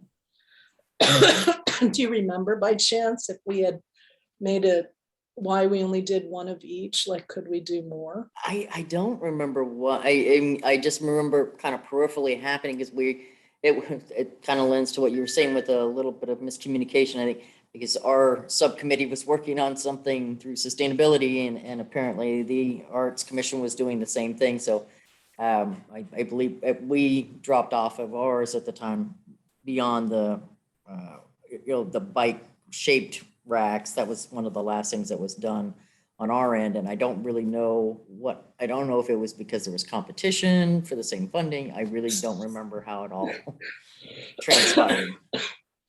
Yeah, I just know what I read in the Desert Sun article. And when I was first on the commission, we kept trying to give these couple of bike racks. I don't really remember the end result, but some of them are really neat. So I thought, oh, why not try to bring them back? We already paid to have them manufactured, right? So it shouldn't cost that much to just order more. And the artists were paid for their work. I would assume, I know that they received a stipend for it, so. So if you guys are, if that interests you, then we can kind of do a little more research on that. So I would throw that out there. And then also listening, two more things I was listening on the meeting about, and since Justin's here, I think a lot of like our history of Palm Springs commission work sometimes is just like an oral history. We don't necessarily have things in writing. So you guys were talking about the dog park fence, and yes, that is a piece of public art. But it has never come to the commission a need to maintain it or anything. So that's why I say there's like there's like non-communication sometimes, like you guys want communication on it, but none of it's coming to us. And then the same thing back and forth. So we're going to fix that now. But I reached out to Stacy actually and asked her, if we're responsible for maintaining that dog park fence or the gates. So, because that was something you mentioned in your August meeting. And then it's our understanding, and it could be incorrect because it could be just oral history, that the city maintains Rainmaker in Francis Stevens Park. And because it's such a heavy cost to maintain it, so the Public Arts Commission doesn't maintain it, but that could be incorrect, and someone can correct me on that. But those are a few other things to throw out there that I know you mentioned in your meetings. And then I just have one last thing to address. One of the major things of the commission in the coming year is to catalog every piece of public art and examine every piece that may need maintenance done. And what we've heard from our maintenance crew is that there's a lot of pieces that are poorly positioned, and things like water is hitting them and making them a mess, and they just need to be repositioned within a park. So we don't have any specifics on that yet, but we will. And that, again, that's the sort of thing where that constant stream of communication will make things easier and less stressful for all of us. So let me jump in here. My name is Jerry. I'm the chairman for the Parks and Rec. Let me get back to the tot. So on this aspect of the tot, it's already decided. We're just communicating between each other. You guys have already decided on it. It's going in the park. There's no ifs, ands, or buts. That's it. Well, the city council did already approve it. So I guess we would have to ask Justin. See, in our ordinance, like the city council has to approve everything, basically, any piece of art. So we did send it to council already, and they approved it, I think, in July. Okay. So if Justin's still on here, we can ask him. He just What we're trying to do is we're trying to rewind a bit. And, I think both of our commissions just feel like we need this communication better. So that's why we're reaching out to you guys. I'm all about the communication. I'll get to you, Ellen. I'm sorry. I'm just trying to ask is on this aspect, because just like the babies with the stamped face downtown, there was a huge backlash to people with families, kids. I heard nothing but negative about everything, and I still do. And if we put this in front of our swim center, I can only imagine the backlash I'm going to get from the people with families that go to swim. I mean, from a father's aspect, I looked at it and I thought it was crazy. I wouldn't want that in front of my swim center for my kids. That's me personally. That's my opinion. That's my personal opinion. But I can only imagine what we're going to find from the rest of the whole community, not just one sector, not just one side, the whole community. And that's why I'm asking is if it's done, that's great. I'm glad. I'm all about collaborating and working together, and that's what I want to do. And I'm glad we're here. We will have a commissioner by the end of this meeting, figure out who's going to be to your board meetings, and they'll be attending from now on. But I just want to know. So the TOT's a done deal. Bottom line, the TOT's a done deal. Well, the city council approved the tot. Jerry, So can I get a yes or a no? So the TOT's a done deal? Yes or no? I don't know if I don't want to use those words. I'm just telling you that this city council did approve the purchase of the tots. So the babies downtown, that's not a piece of public art that we purchased. It's Michael Braun's property, and it's something that he has on loan himself. So it has nothing to do with Palm Springs public art. But one thing I will say is that art is subjective, and it's not, we commissioned this gentleman to create this piece. He brought this idea to us pretty much at the 30 by 30 art show. And art is subjective. So, any art that creates a conversation, that's a positive conversation that is had. So if it's a negative conversation, if it's a positive conversation, as far as I'm concerned, as a public arts professional and as an artist myself, that any conversation about art is a positive thing. So there was a ton of conversation about the babies, tons of it positive, and on your end, tons of it negative, and I got the negative as well. But it's a really great, it's really great to be able to talk about public art, what the role of public art is in our city. And we found that over the past few years that the community is really supportive of public art and doing more public art. And then with the babies, the conversation about that allows you to have a discussion about what they were for. They were a protest piece against communist interference in the government of Prague. So they were a protest piece that was up. There are now replicas that are up on the propaganda tower that the Soviets built in Prague, and they were a commentary against the communist government making everybody look the same and be the same and not be able to have any individuality. So those barcodes on the babies, that's what that means, that they're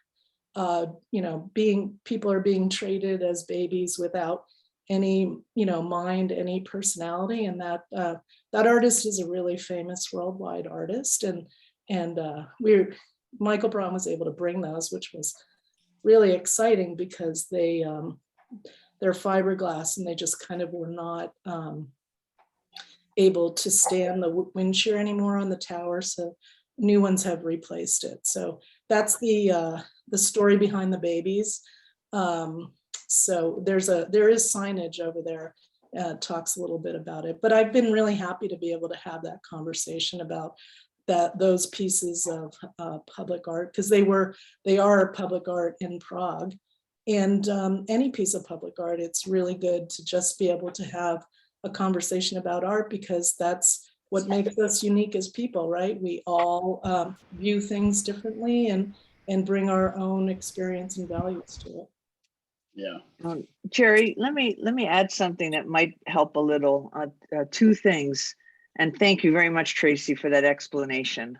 And it really reminds me how important commentary at the art site is, so that people can have those conversations. Two things. One, commissions are only able to really make suggestions. That city council is the deciding factor.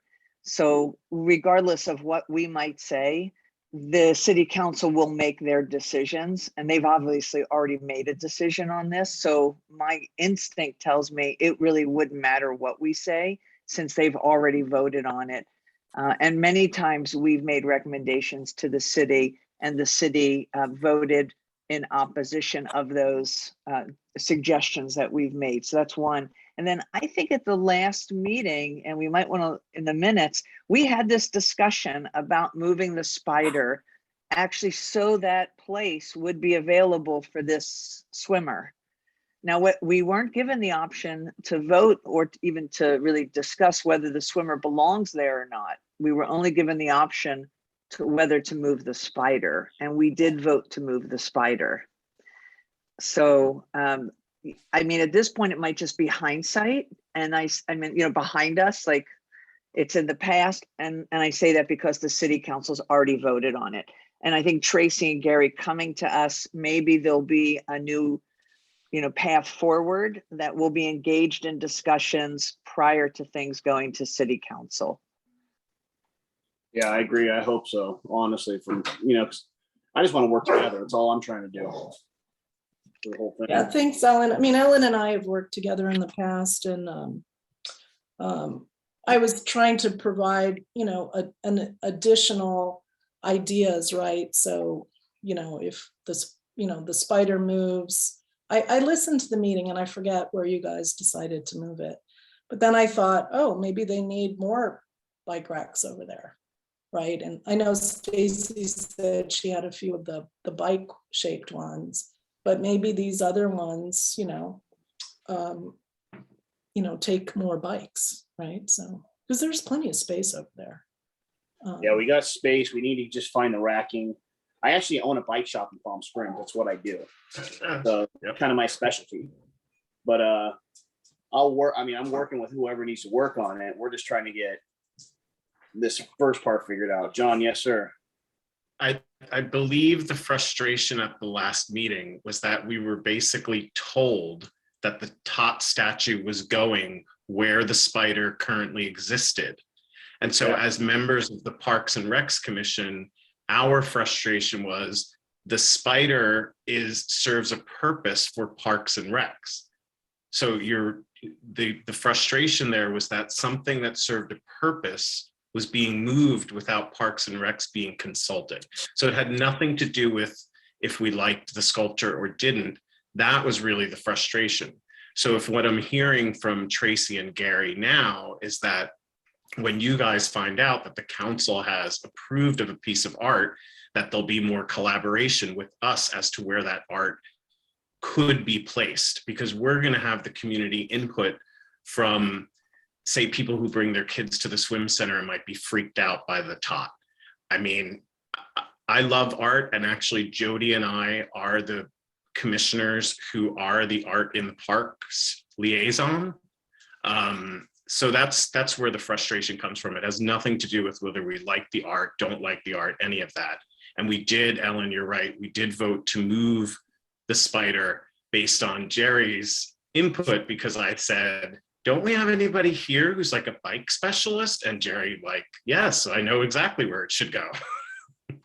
But So that's really the frustration. So I think if we all work together, this can all be worked out. yeah, That's what we said at the meeting, when I talked to Cindy. That's what that's what I was saying to you guys. It wasn't anything like, oh, you were being ignored. It was like the commissioner wasn't thinking about, oh, like how many people use the bike rack. Like there was no, that's why we're going to have this communication, because it was like non-communication, miscommunication. Wasn't anything untoward. And then, we all are working to beautify / make the city better / have people love the dog park. Yeah. So, we want to help in that respect as well, right? So, and I know I've come to you before saying this, the past few years. I think some people are new now, and Ellen knows that's how I operate as well. So I worked with her on projects at the high school as well. So, this commission is dedicated to be collaborative, and that's what we talked about at our first meeting. And I know City Council approved that a mural before we got it the other week, right? So, and we're supposed to approve it first. So it's, we all have these same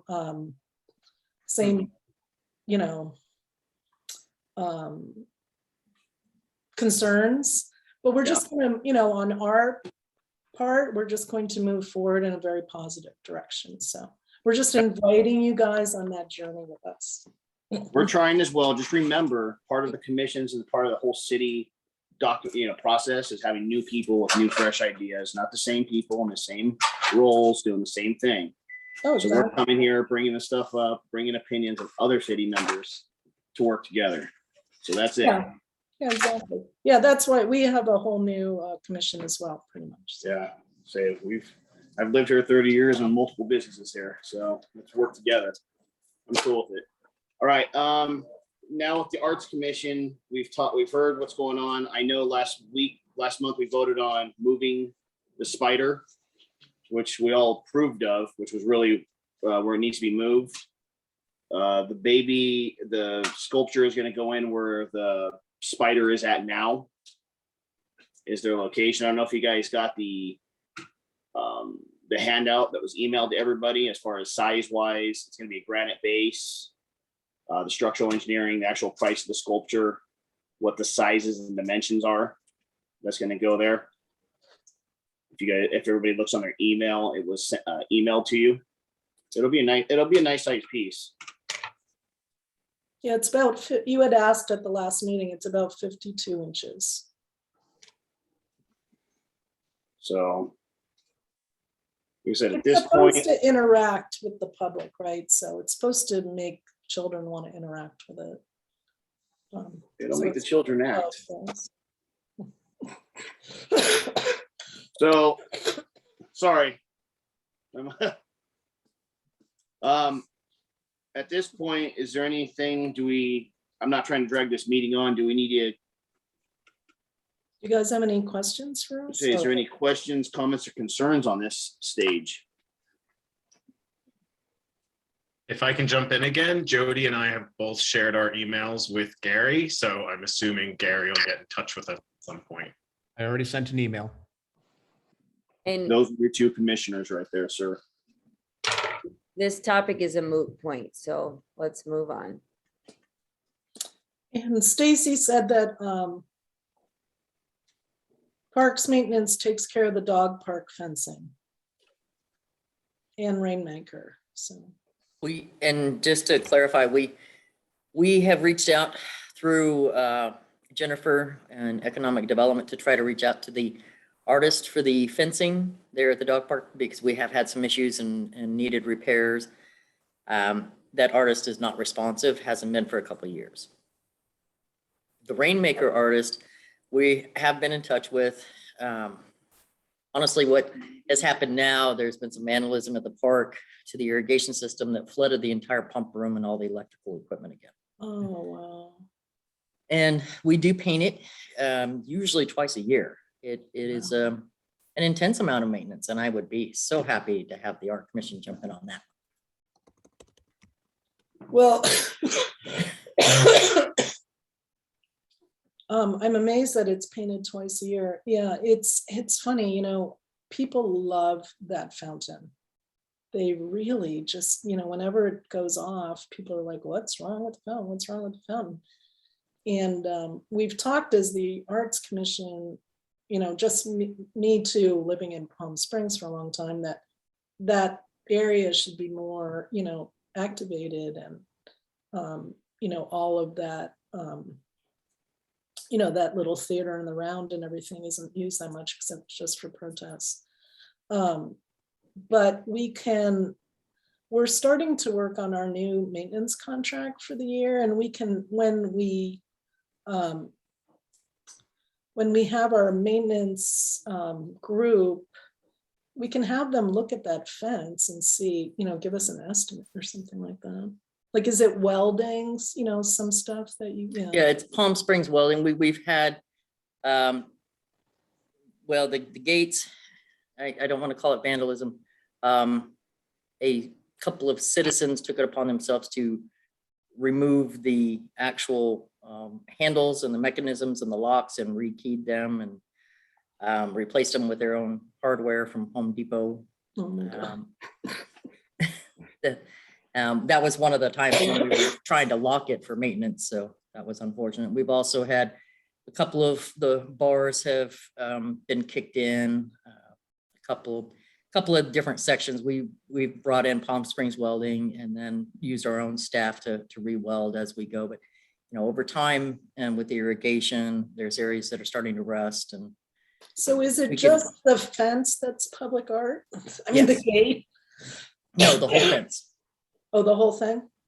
Mhm. The entire fence is, Well, and you for know what? the, I'm and the other sorry. thing that I want to point out on the Rainmaker, we actually do, Parks and Rec, Jasmine has actually, she programs an art festival up there minus COVID 6 times a year. We are required to shut that down because of the overspray from the wind, which is another problematic piece to having it up north there. The other problem is a lot of people enjoy that, including some folks who like to regularly bathe in there and do laundry, which makes it really hard on the filters. We have to shut it down sometimes more frequently than not for sanitary reasons. I wonder, I don't want to take from your meeting, but I wonder if we could, if you could kind of give us, maybe if you estimate like what it kind of costs you a year, and then maybe we can ask our art maintenance. I mean, they're not they're like restore people to come give a quote on Rainmaker. And then maybe there is some kind of, you know, discussion on, you know, how much money does council want to put into it?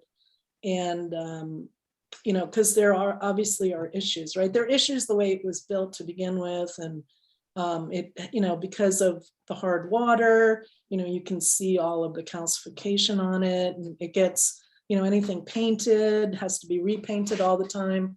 So maybe we kind of work together, you know, on Rainmaker and on the fence, and see, like, you know, we do a report on both and kind of put it, you know, in council's hand to kind of make a decision on if, you know, do you love it, you know, or, you know, because we have a lot of issues with public art and irrigation.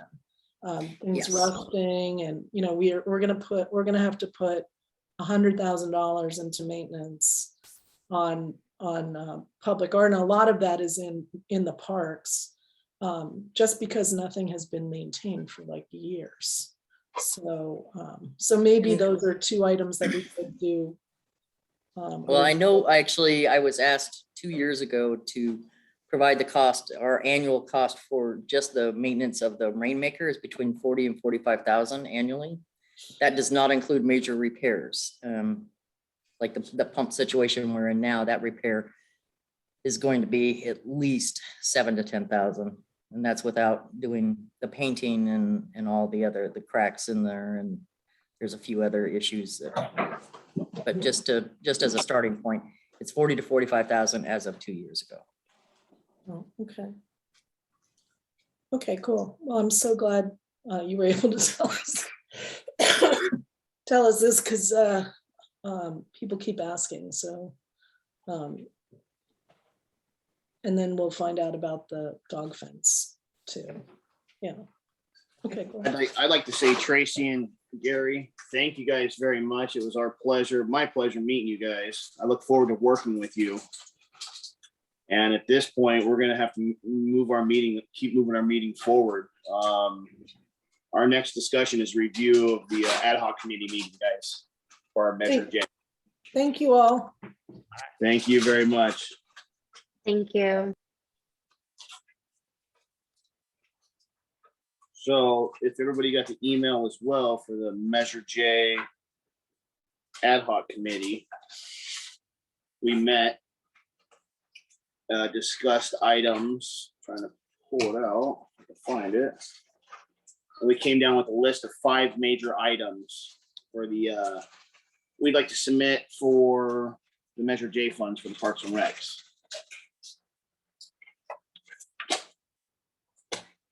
Number 1 on the list, looking to alleviate a problem we have at the main park, and that would be putting ground cover at the large dog park, DG or wood fiber at the Demuth Dog Park. Alleviate the pain from the main dog park, get people over to Demuth, you know, help maintenance, help everything until we can get a grant and get that thing done the way they want it. At least we can get it usable and viable right now. So that's number 1. Jerry, just one correction. I'm sorry, it wasn't DG. We were talking about polished pine wood or wood fiber. So those two materials, the DG is not a quick turnaround. And so I just wanted to change that. No, thank you, Ellen. So wood fiber or polished wood fiber? Pine, polished pine.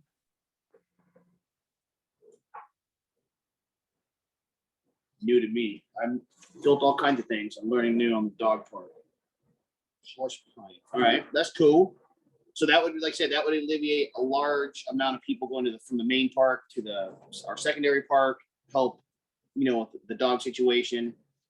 Number 2 is repair the exercise equipment at the wellness park. I don't know if anybody's been there lately. 8 out of 10 of the pieces of equipment are broke. So it'd be nice just to, get a little Measure J, and they're expensive pieces. So it'd be nice to go in and get them replaced, not repaired, because they've tried repairing them. They need to get replaced and go from there. Number 3 would be some new outdoor exercise equipment at James O. Jesse, their park. I'd love to get some, like we have at the wellness park, get them some dip bars, pull-up bars, some hand cycle, some equipment in there. They need it. They use that park like no other. Nobody's been out to James O. Jesse. Please go out there. They use their park. They really use it. Number 4, I don't know if, once again, at the main park facility between the pool and the actual civic center or the park, Sunrise Park, that wrought iron fencing between the pool and the building, not only did it get cut last week and somebody broke in and stole a couple $1,000 worth of our pool equipment. Thank you. I'm not going to finish that sentence. Thank you very much. But it'd be nice to get some new wrought iron there to separate. It'd be cool to get something, maybe plasma cut or something, but it'd be nice to have some new wrought iron there to upgrade the park, make it look nice. Should be a simple, smaller project for us to do. And number 5 is little bigger, more ambitious, but still much needed, would be walking paths and sidewalks at James O. Jesse Park. They need that as well. I know we got a lot of ground issues. We're doing a lot of stuff at James O. Jesse, but that whole community's been underserved. So we're trying to help it out. So those are the 5 items we have on the list right now for our ad hoc Measure J application. Is there any discussions or questions or comments on any of this? Jerry, I have a question. Yes, ma'am. Would we be submitting community application forms for each one of those separately? I think each one has to be submitted separately, so it's a separate project per. I know, right, as a commission, we can ask for more than one. But correct. I think they have to be separated, one project per ask. Right. So right now, I attended the Measure J meeting, and only 14 applications have been submitted. It goes through to December 2nd. That is the deadline. The one thing that they talked about were applications were coming in without prices, and so they really didn't. They couldn't. They won't be able to really vote with an educated vote if we don't have prices. So Stacy, if I can just get the size of Demuth, I'll help get some prices on some ground coverage there. But when we do submit, we're going to want to include at least our best guesstimates. Yes, ma'am. So I would be more willing to help out too. If I can get the number, or if there's a number on the outdoor exercise equipment, I'm more than happy to call. As far as sidewalks goes, walking paths, I'm not trying to take anything out of anybody's hands. We can get a rough estimate on that too. That'd be great. I don't know if we have a preferred contractor that does concrete for the city, or if we just get open bids. We'll ask Don in engineering to help us with the link. He can Awesome. tell us price per foot, I'm sure. Yeah, we have a price per foot for concrete. The one thing that I would ask though, because I'm still working on trying to create a pedestrian pathway around Victoria Park as well, twofold. I'm not looking at concrete, and what I was actually looking to do was probably hard packed and DG. The other 2 reasons for that is, one, I can get some DWA buyback money, turf buyback money funds through that. And secondarily, what I'm trying to do is actually target it to be a little more rounded so that the irrigation isn't spraying over the hard pack or the concrete. So having more of a natural so that we can alter it and edit it. And then also it's, beneficial for the neighbors, unfortunately, who have walls that get hit by our irrigation as well.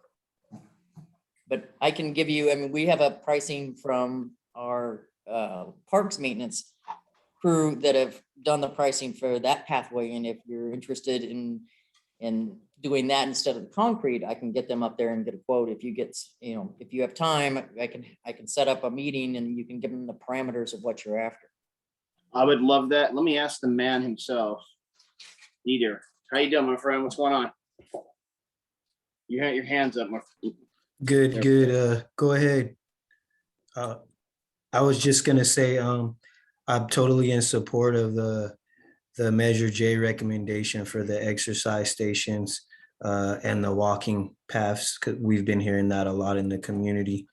But also want to echo support for, or just mention support for a park in the Sunrise area and San Rafael. I know that kind of fell through the cracks without the Prop 68 grant, but if there's something we can do to put some resources in over in that area, if we've got some funding from Measure J, we've just built this nice park downtown. They're talking of building these immaculate homeless shelters. We need to get some resources to our residents, to our community members in those 2 trailers and the Coyote Runs apartments over there.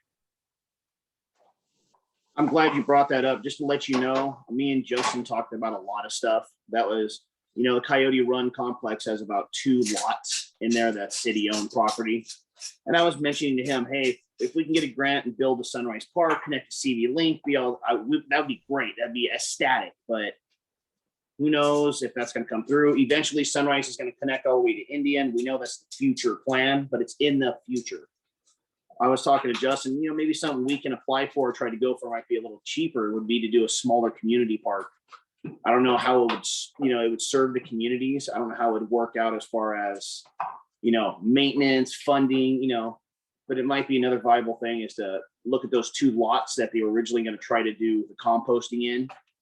They've moved on to another part of the city they're working on. So maybe we can use those couple lots, maybe not today or tomorrow, but look into the future, putting some city park, smaller community parks. I see Stacy. Yes, ma'am. You have your hand up. Yes, ma'am. On that same token, one of the issues that I've been dealing with lately is we have a city-owned parcel that is irrigated. It's a small parcel on that stretch. It's almost halfway along Racket Club between Sunrise and Avenida Caballeros. There's a little small pocket of grass there that we have basically been irrigating for no apparent reason. No, but a few folks in the neighborhood walk their dogs there, but beyond that, and DWA actually has approached me with, hey, maybe we just rip it all out and put DG in there. But my thought was, it's already got grass, it's already got irrigation, it's already got, it's sad to me that we haven't done something with this. And that may be a viable option. It's not exactly at Coyote Run, but it's pretty close. It's in that area and it's already established as, a decent little parcel.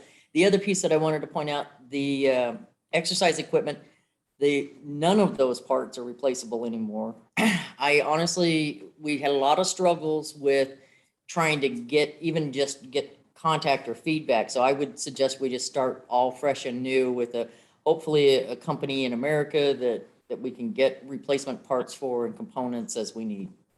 I like the way you think. Yes, ma'am. It might be also smart for us to get away. I mean, I how I love the hand cycles and the movement, but it might be smart to stick to dip bars, pull-up bars, press, benches, stuff that's just solid. We put it there, it's powder coated, it's done. There's the moving parts are hard in the desert. Yeah. Yes. Jody, you have your hand up. Yes, ma'am. Yeah, Stacy, are you talking about like when you you're on Sunrise and you take a left on the San Rafael and you go past like the Desert Water Agency things right on the corner. And then you go up and there's a little side street and then there's that patch of grass there. Is that what you're talking about? That's it exactly. It goes from I should have pulled it up on the map, sorry, but it goes from the street inside. It's not like Whatever that 3/4 of a block. Uh-huh. Yeah, right on the corner right there with the trees and. Right. It's kind of in the middle. It's not all the way to the corner, but it's a weird little parcel that I think we had intended, I wasn't here, but I reached out to planning about it the other day and said, well, it was intended to be a park, but it was just never big enough for them to program any type of event there. And nobody it's not ever. really it's not even really big enough. Like how much money do we want to dump into that? But Yeah, and I was trying to figure out do we put a little exercise something in there? Do we put a little playground? I don't know. But the fact that we're irrigating it's already got all the irrigation, the controllers and open and my space. other question was, so and Desert Water Agency, they don't own that land. They're just saying, why are we watering that? Or what, how is that? Water connected? waste. It came up because of water waste. It was reported as water waste because we're in drought and we're having irrigation. Did I see your hand up, John? Yes, sir. I know the area you're talking about very well. I walk my dogs there almost every day because I live pretty close to that. And why can't we just make it another small dog park? Not for small dogs, small in size dog park. It's already irrigated. It's not that big. You're not going to get the same foot traffic you get at City Hall.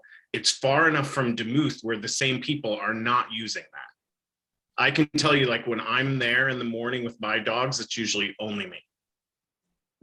Well, now I may be going at weird times, truth be told, but I think it's a great, honestly thought idea as well. I'm not trying to cut you off either. I think this is something, because we can sit here and keep going and going and going on this. I think this is something as a commission we need to talk about and bring it, talk about that park or that parcel of land, what we can do and bring it to the city and then approach them that way. Right now we're talking a lot and I think it's a great idea. It really is. It's great ideas.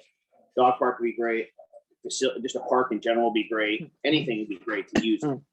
But I want to keep the meeting moving on. I want to get voting on one of these five or a couple of these five. Ellen, your hand is up. Yes, too. Yes, ma'am. Yes, thank you.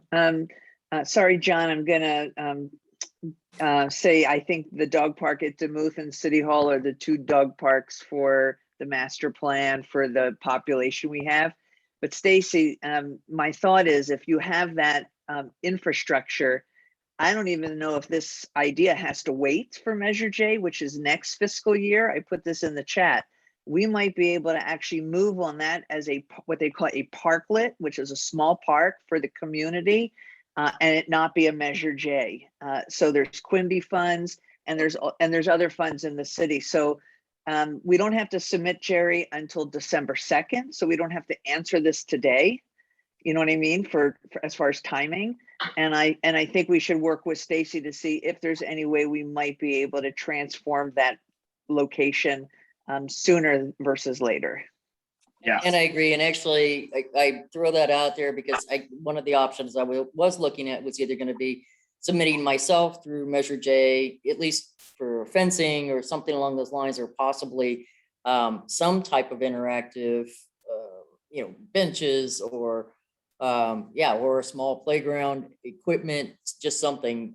The other thought that I was looking at was approaching, I need to talk to economic development about possibly CBDG funds. So I think that might be an area that would qualify for that. So it is not something I actually had planned to wait for, but it was for the milestone of Measure J. It was probably for something on a larger scale, but I think in the short term, either I'm gonna have to take out all that turf, which is fine if that's the case, or we're gonna have to develop it quickly. And I wanted to make sure that this group had a heads up that I'm now focused on that. I'm looking at it and I'd like some direction.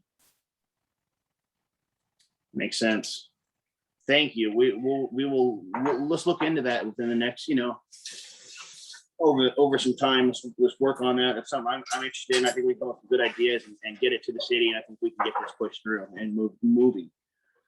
So let me get back to what we're doing, the agenda. I want to continue moving forward, everybody. We have our 5 items. We can vote on all 5. We can apply for multiple, more than one. At this point, I'm trying to get a feel for what everybody would like to submit for our Measure J for the commission to the city. Let me go through the list again. Number 1 is ground covering at Youth. Number 2 would be repair exercise equipment at Wellness Park, new equipment. 3 would be new equipment at JOJ, exercise equipment. Number 4 would be new wrought iron / fencing at the pool area between the Parks and Recs office and the actual pool. And number 5 would be sidewalks / walking paths around JOJ.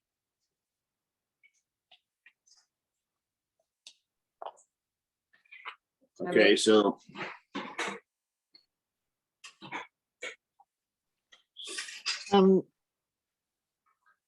Let's, so Jerry, I want to just to move the meeting along, are you looking for a vote, or are you looking for additions, or are you looking for some objections? I'm looking for a vote, what people feel, if we can get a majority, if everybody wants to submit, if as a commission, we're going to submit 1, 2, 3. I think as a commission, we should submit more than 1, maybe 2, if not 3, suggestions, because we are the Parks and Recs Commission. It'd be nice to at least try to get one of ours pushed through. Do you think it would be helpful if we tried, and since we don't have to do this, our deadline is not till December 2nd. The application's pretty simple. It only requires a written narrative and then just filling out a form. I've already looked through the form. Might it help us if we try and get like our best guesstimate on prices? I was gonna say, let's do that then. If you guys would like, we all have information. We can table this until next meeting. We can get prices for equipment, so we can come back and say, hey, number 1's gonna cost X, Y, Z, and we can come back with a more thorough explanation and we can vote on it next meeting. So that way we can have more of an educated thought on it. Jerry, I think that's a really good idea. Okay. Anybody else on this one? Jerry, can I just procedurally think about what that would look like for us? Sure. So our next meeting is November 22nd, correct? Right? The 4th Thursday. That's Thanksgiving. I'm thinking about Thanksgiving on the brain. The 4th Monday is November 22nd. And then the applications are due the next Thursday. So that would be a quick turnaround. But what the subcommittee could do is actually prepare your applications. Did I lose somebody? Did somebody drop off?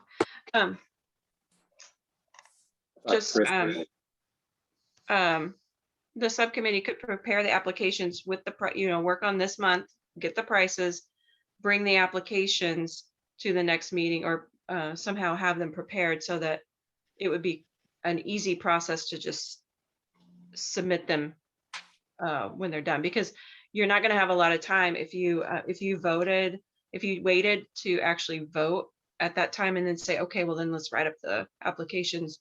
You wouldn't have a lot of time.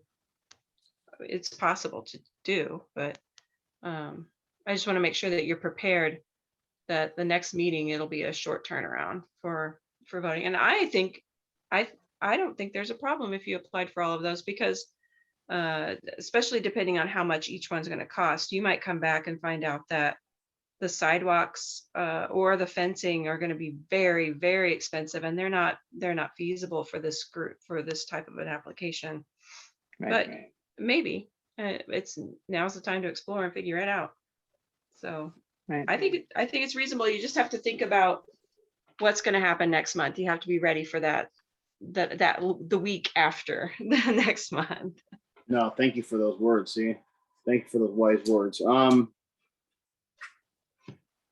Commission.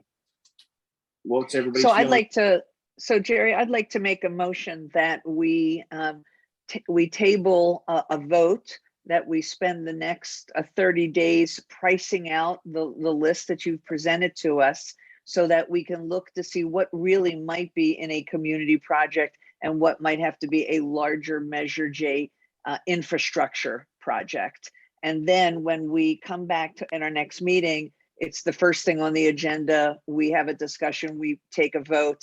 And I think the applications we can fill out ahead of time, they're not really detailed, but I think we can make that second deadline. So my motion is that we table the discussion. We spend the next 30 days pricing out the projects you submitted to us. We come back to November for a discussion and a formal vote. I like that. So is there any I'll seconds? second that motion. Thank you, my Dieter. friend. We got a first and a second. We got to go to the official voting. Do we vote to table or do we just table? You know, we just have to really table it. We don't really need a vote, but I just wanted to move it along. Perfect. I'd say that you could just Table it. table it. All right, so we're gonna throw it under the table till next week or next month, guys. That's good. Moving along. So Jerry, I'm sorry, one more thing. I know that John and I know that we can do dog park pricing because we have that. Who else is going to do the other items before we close out tonight? Right? Because there's 4 other items on there. I'll help. I'm working on it too. I'll help work on it as well. I can do the rod. I'll talk to Don and get the wrought iron and the hardscape at JOJ. I'll talk to Stacy, see if we can get a price on the workout equipment. I mean, that's okay. The workout equipment's 2 on the hardscapes 2, so that's 4. And if we can get one for the dog park, that's all 5. Okay, perfect. Thank you. Okay. Just going through our agenda right now. That's been tabled. Any other? All right, so reports and updates from any ad hoc committees. I know this, just for me, the Sunrise Park, we are meeting in person November 3rd. Next Wednesday. Perfect. Say November 3rd at 9 a.m. at the park. We're actually going to walk it and physically, we're going to meet, walk it, try to get a plan together and present it, you know, with what we feel that should be coming on and upgrading to Sunrise Park. And also we'd like to communicate too. Now we'll talk with arts, talk with the master plan for the library, because I know the library is expanding. So we just want to have a cohesive understanding for that park.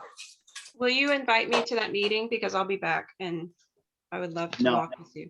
Please. Jeannie, I can send you an invite. We had been just communicating, but I'll send a formal invite, and Jeannie, I'll send it to you. Great, because yeah, I'd love to be a part of that. That would be great. Awesome. So, all right, let's go on to reports and requests. At this point, we have commissioner comments. This portion of the meeting is set aside for brief general comments or issues or concerns for members of the commission and or items of future meetings. So for the way my iPad set up is set in a grid. So I'm going to start with the top right, which is actually, you know what? I'm going to go by roll. So Travis Armstrong, you're number 1, sir. He's absent. Okay. Johnny. No, I'm good tonight. Good meeting. I'm all good. Thank you, sir. Mr. Crawford. Awesome. Thank you, sir. Miss Diaz. Thank you. Mr. Finland. It was a very good and productive meeting. And I just wanted to say, on a side note, it was a wonderful experience last week, seeing the opening of the new downtown park. Thank you. It was good seeing you there, my friend. Miss Goodman. I wanted to just give a shout out to everyone who sent comments in today. They were excellent, really appreciated. And I'd love for a future agenda item to be the lighting at softball fields, just an update on that. And the rest of the lighting, I know a comment came in today about that. Thank you. Very good meeting, Jerry. Did a good job. Thank you. Thank you. Ms. Meyer.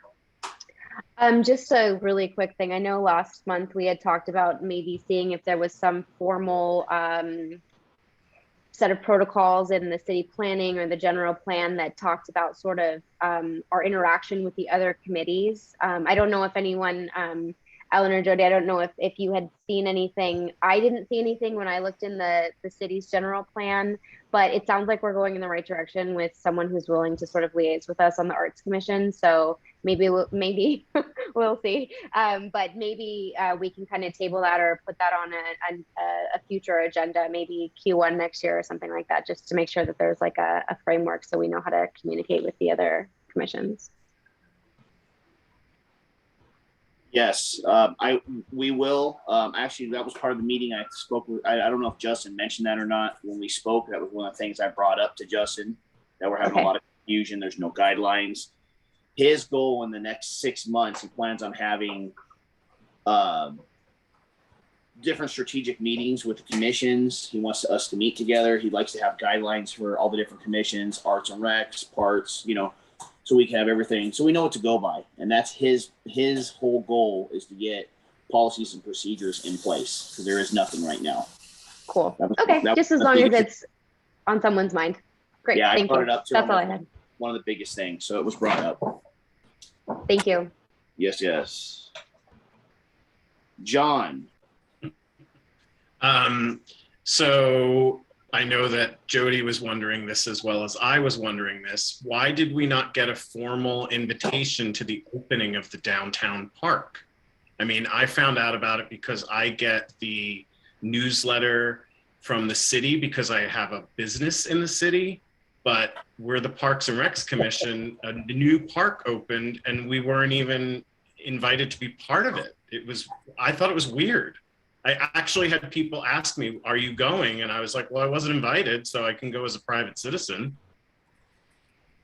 I guess I maybe that's my fault. I don't know. I apologize. It was a very sudden opening. So it was planned for a long time, but nobody ever even invited us. And I missed when you said commissioner comments. That was one of my things. I forgot about it. Yeah. I was blown away. I couldn't believe it. And Jerry, you went, right? Because of that. I think that's part of the miscommunication they're trying to get cleared up with the city. They invited me, but it was very, I spoke for a quick second. I was in and out. It was a really good meeting. Yeah. No.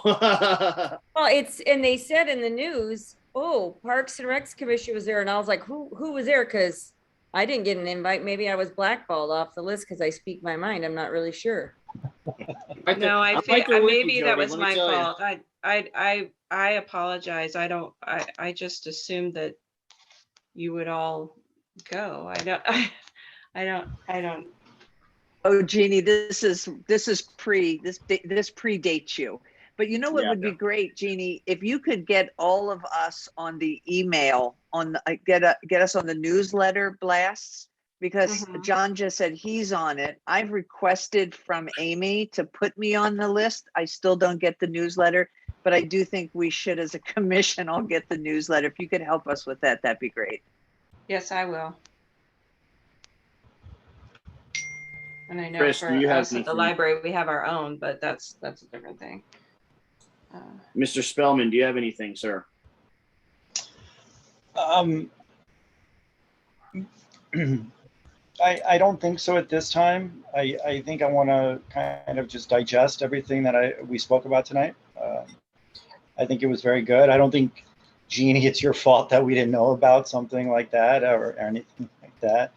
I have some thoughts on some things when we look at marketing and how information is maybe disseminated. I mean, going forward, I just think if we're going to kind of move into the 21st century, I think we can kind of kind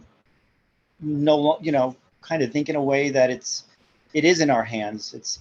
And it respectfully, you know, with the perspective I understand where we say it's not in our hands, I actually think it is in our hands. And I think if we are going to be a commission, if in some way or another we are responsible for taxpayer money, then it is our prerogative to ensure that when people see us from the outside, I think it's like what you said, Jerry, we're not just here to receive the blame and absorb it and just be that sounding board like everything in a city usually is per commission or council, and be, you know, defensive and justifying things.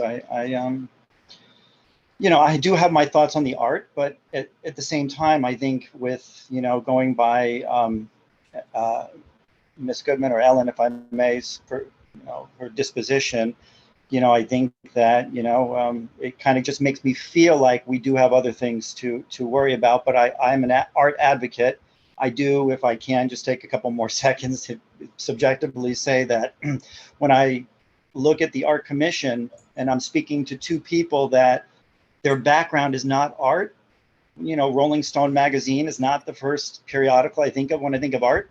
You know, so I get the outside perspective coming in, but this is at a level that's, you know, it's institutionalized. I mean, when you are putting an exhibit there for kids and you're kind of using what works in Prague, in Palm Springs, I just would like people to understand that if we are the Parks and Recreation Commission, then I feel that it's, at the end of the day, it's our decision, if I may be so blunt. If it's something art related outside, that's their domain, but we have the responsibility to oversee the parks. And I know art is subjective, and I'm not going to talk about, and I see how the relationship, and I thought they were very nice people. I thought she was a very nice person, but you know, I see how the relationship could lead to us getting some bike racks. At the end of the day, I think, you know, that's a city thing. It's not for the art unless they paid for, you know, who owns those bike racks? If we need bike racks and they have them and they're not using them,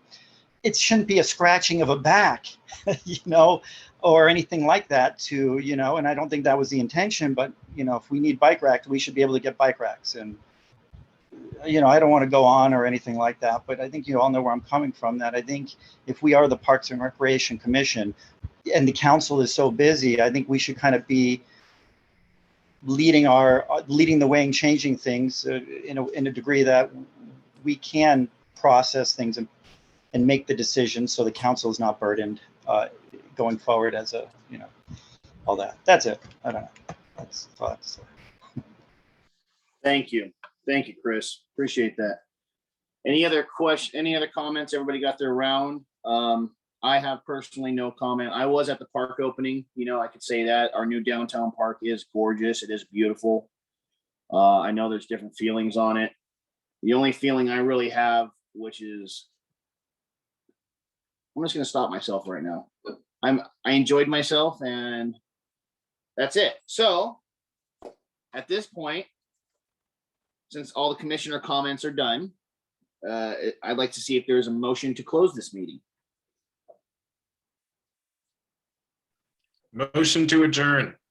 Yes. Thank you, John. Second by Johnny. Yep.